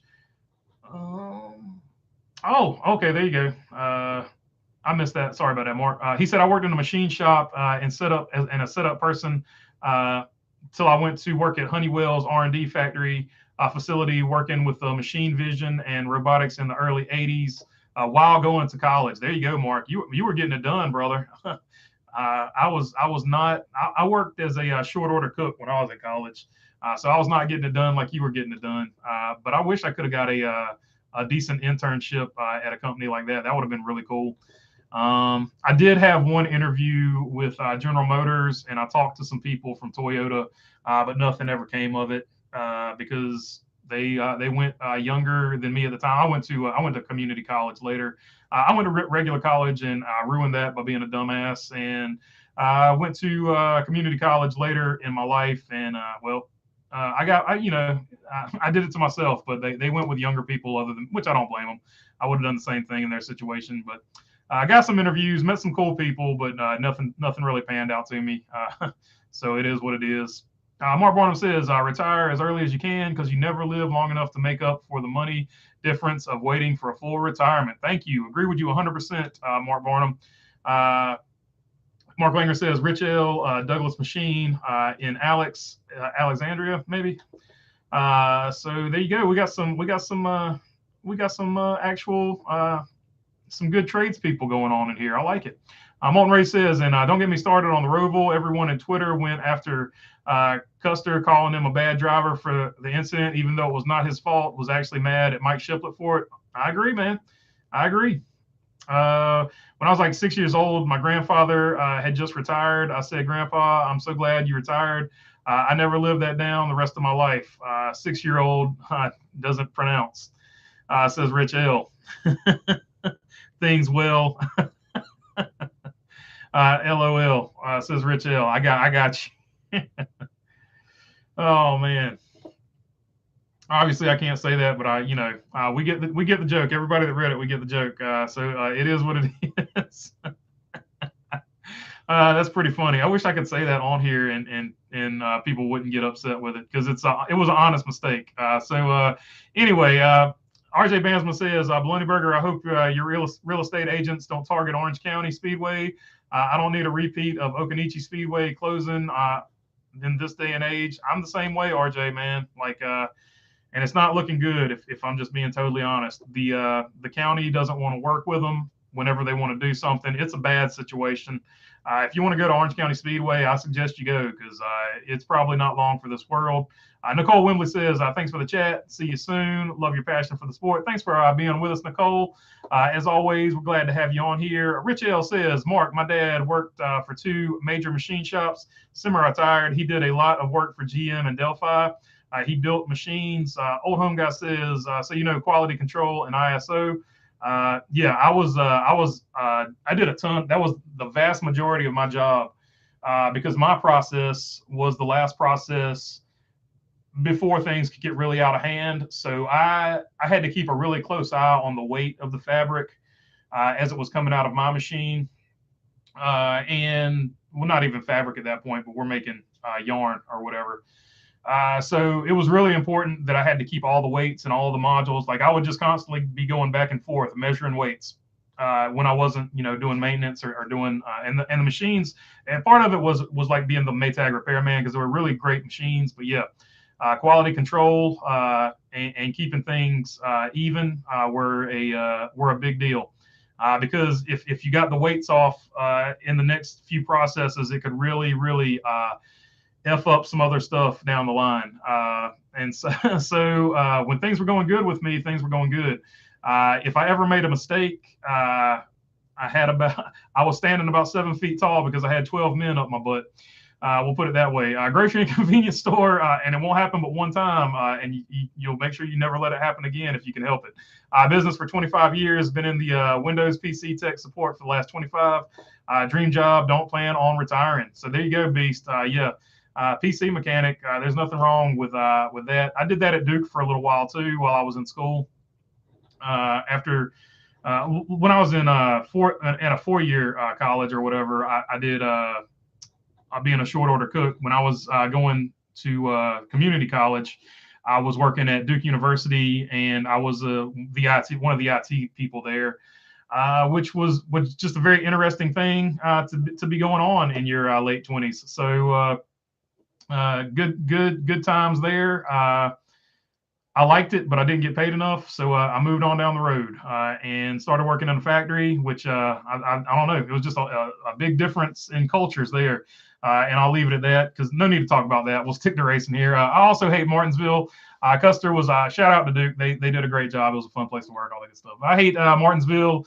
Custer was in the opportunity that may maybe get a win or top 5, and instead the whole team basically told him they were going to play some stupid game, and it didn't work out. Yeah, it stinks. But he did the right thing. He tried to get his teammate into the final round of the playoffs. Unfortunately, that doesn't show up when they probably look at his performance report and say, "Hey, how come you didn't get a top 10? All these top 10s." Well, he gave up 2 of them, or at least he gave up one there, and he gave up the second one earlier because his crew chief couldn't control a tire in the first race there. Cole Custer was robbed of a top 10 in the Roval at Martinsville in the fall. Yep. Mark Langren, I spent 2 years in Ann Arbor. One job was basic wheel balancing using the valve stem and heavy spot of the tire. So that was a super important job. I actually did some of that. I worked at Ford when I went to Appalachian State. B. Miller Ford. It's now Modern Ford. They had that machine there for when we changed rims and stuff like that. But never like in a manufacturing capacity. Rich L says, Mark, my dad worked in Saginaw, Michigan, Flint, and Detroit. There you go. Douglas Serrano says, did Tony Stewart make the right call on Cole Custer? I like Ryan Preece, so I do like it from the fact that Ryan Preece is older, and you got to get Ryan Preece in there. I do hate that they gave up on Cole Custer. And to be totally honest, they thought Eric Almirola was retiring. Smithfield coming back for 2 more years for Eric Almirola, I think threw him a curveball and it sort of just put a hitch in their plans. So that being said, I probably would have made the same call, but I hate that you're giving up on Cole Custer a little prematurely, in my opinion. But I do believe that Ryan Preece is very deserving of a shot, and I'm happy. I'm at the same time, and 2 things can't exist, but at the same time, I'm happy for Ryan Preece, bummed out for Cole Custer. But I do think it was the right move in the long run, because you got to go with the older driver to see if they can get you some wins before they age out. And you've seen what Cole Custer had done to that point, although I do feel like they gave up on him too early. I did a lot of work in Germany and Finland, says Rich L. So, yeah, I was actually about to get sent over there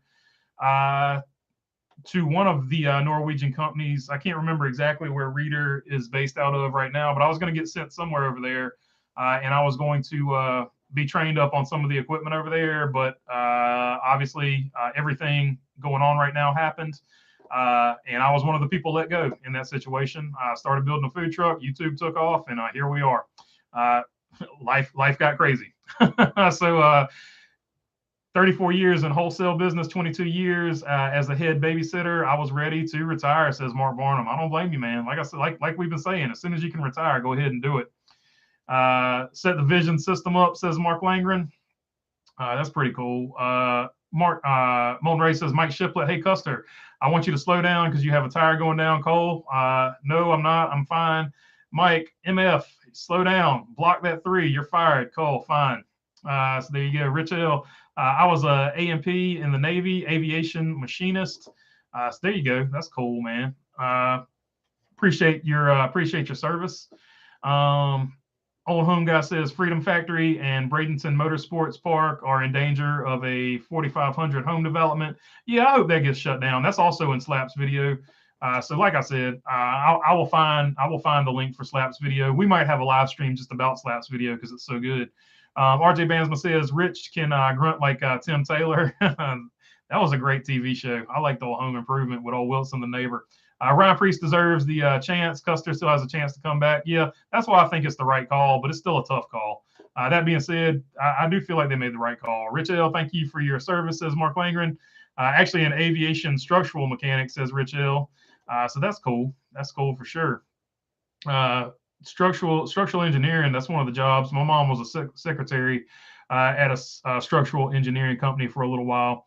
If Cole ever comes back to Cup and Mike Shiplett returns, or a bookkeeper and secretary. She did both jobs. She was mainly a bookkeeper, but she also had to handle the secretary duties back then. If Cole Custer comes back to Cup, she would beat my tail if I just call her a secretary. So I had to tighten that one up real quick because she does watch some of these.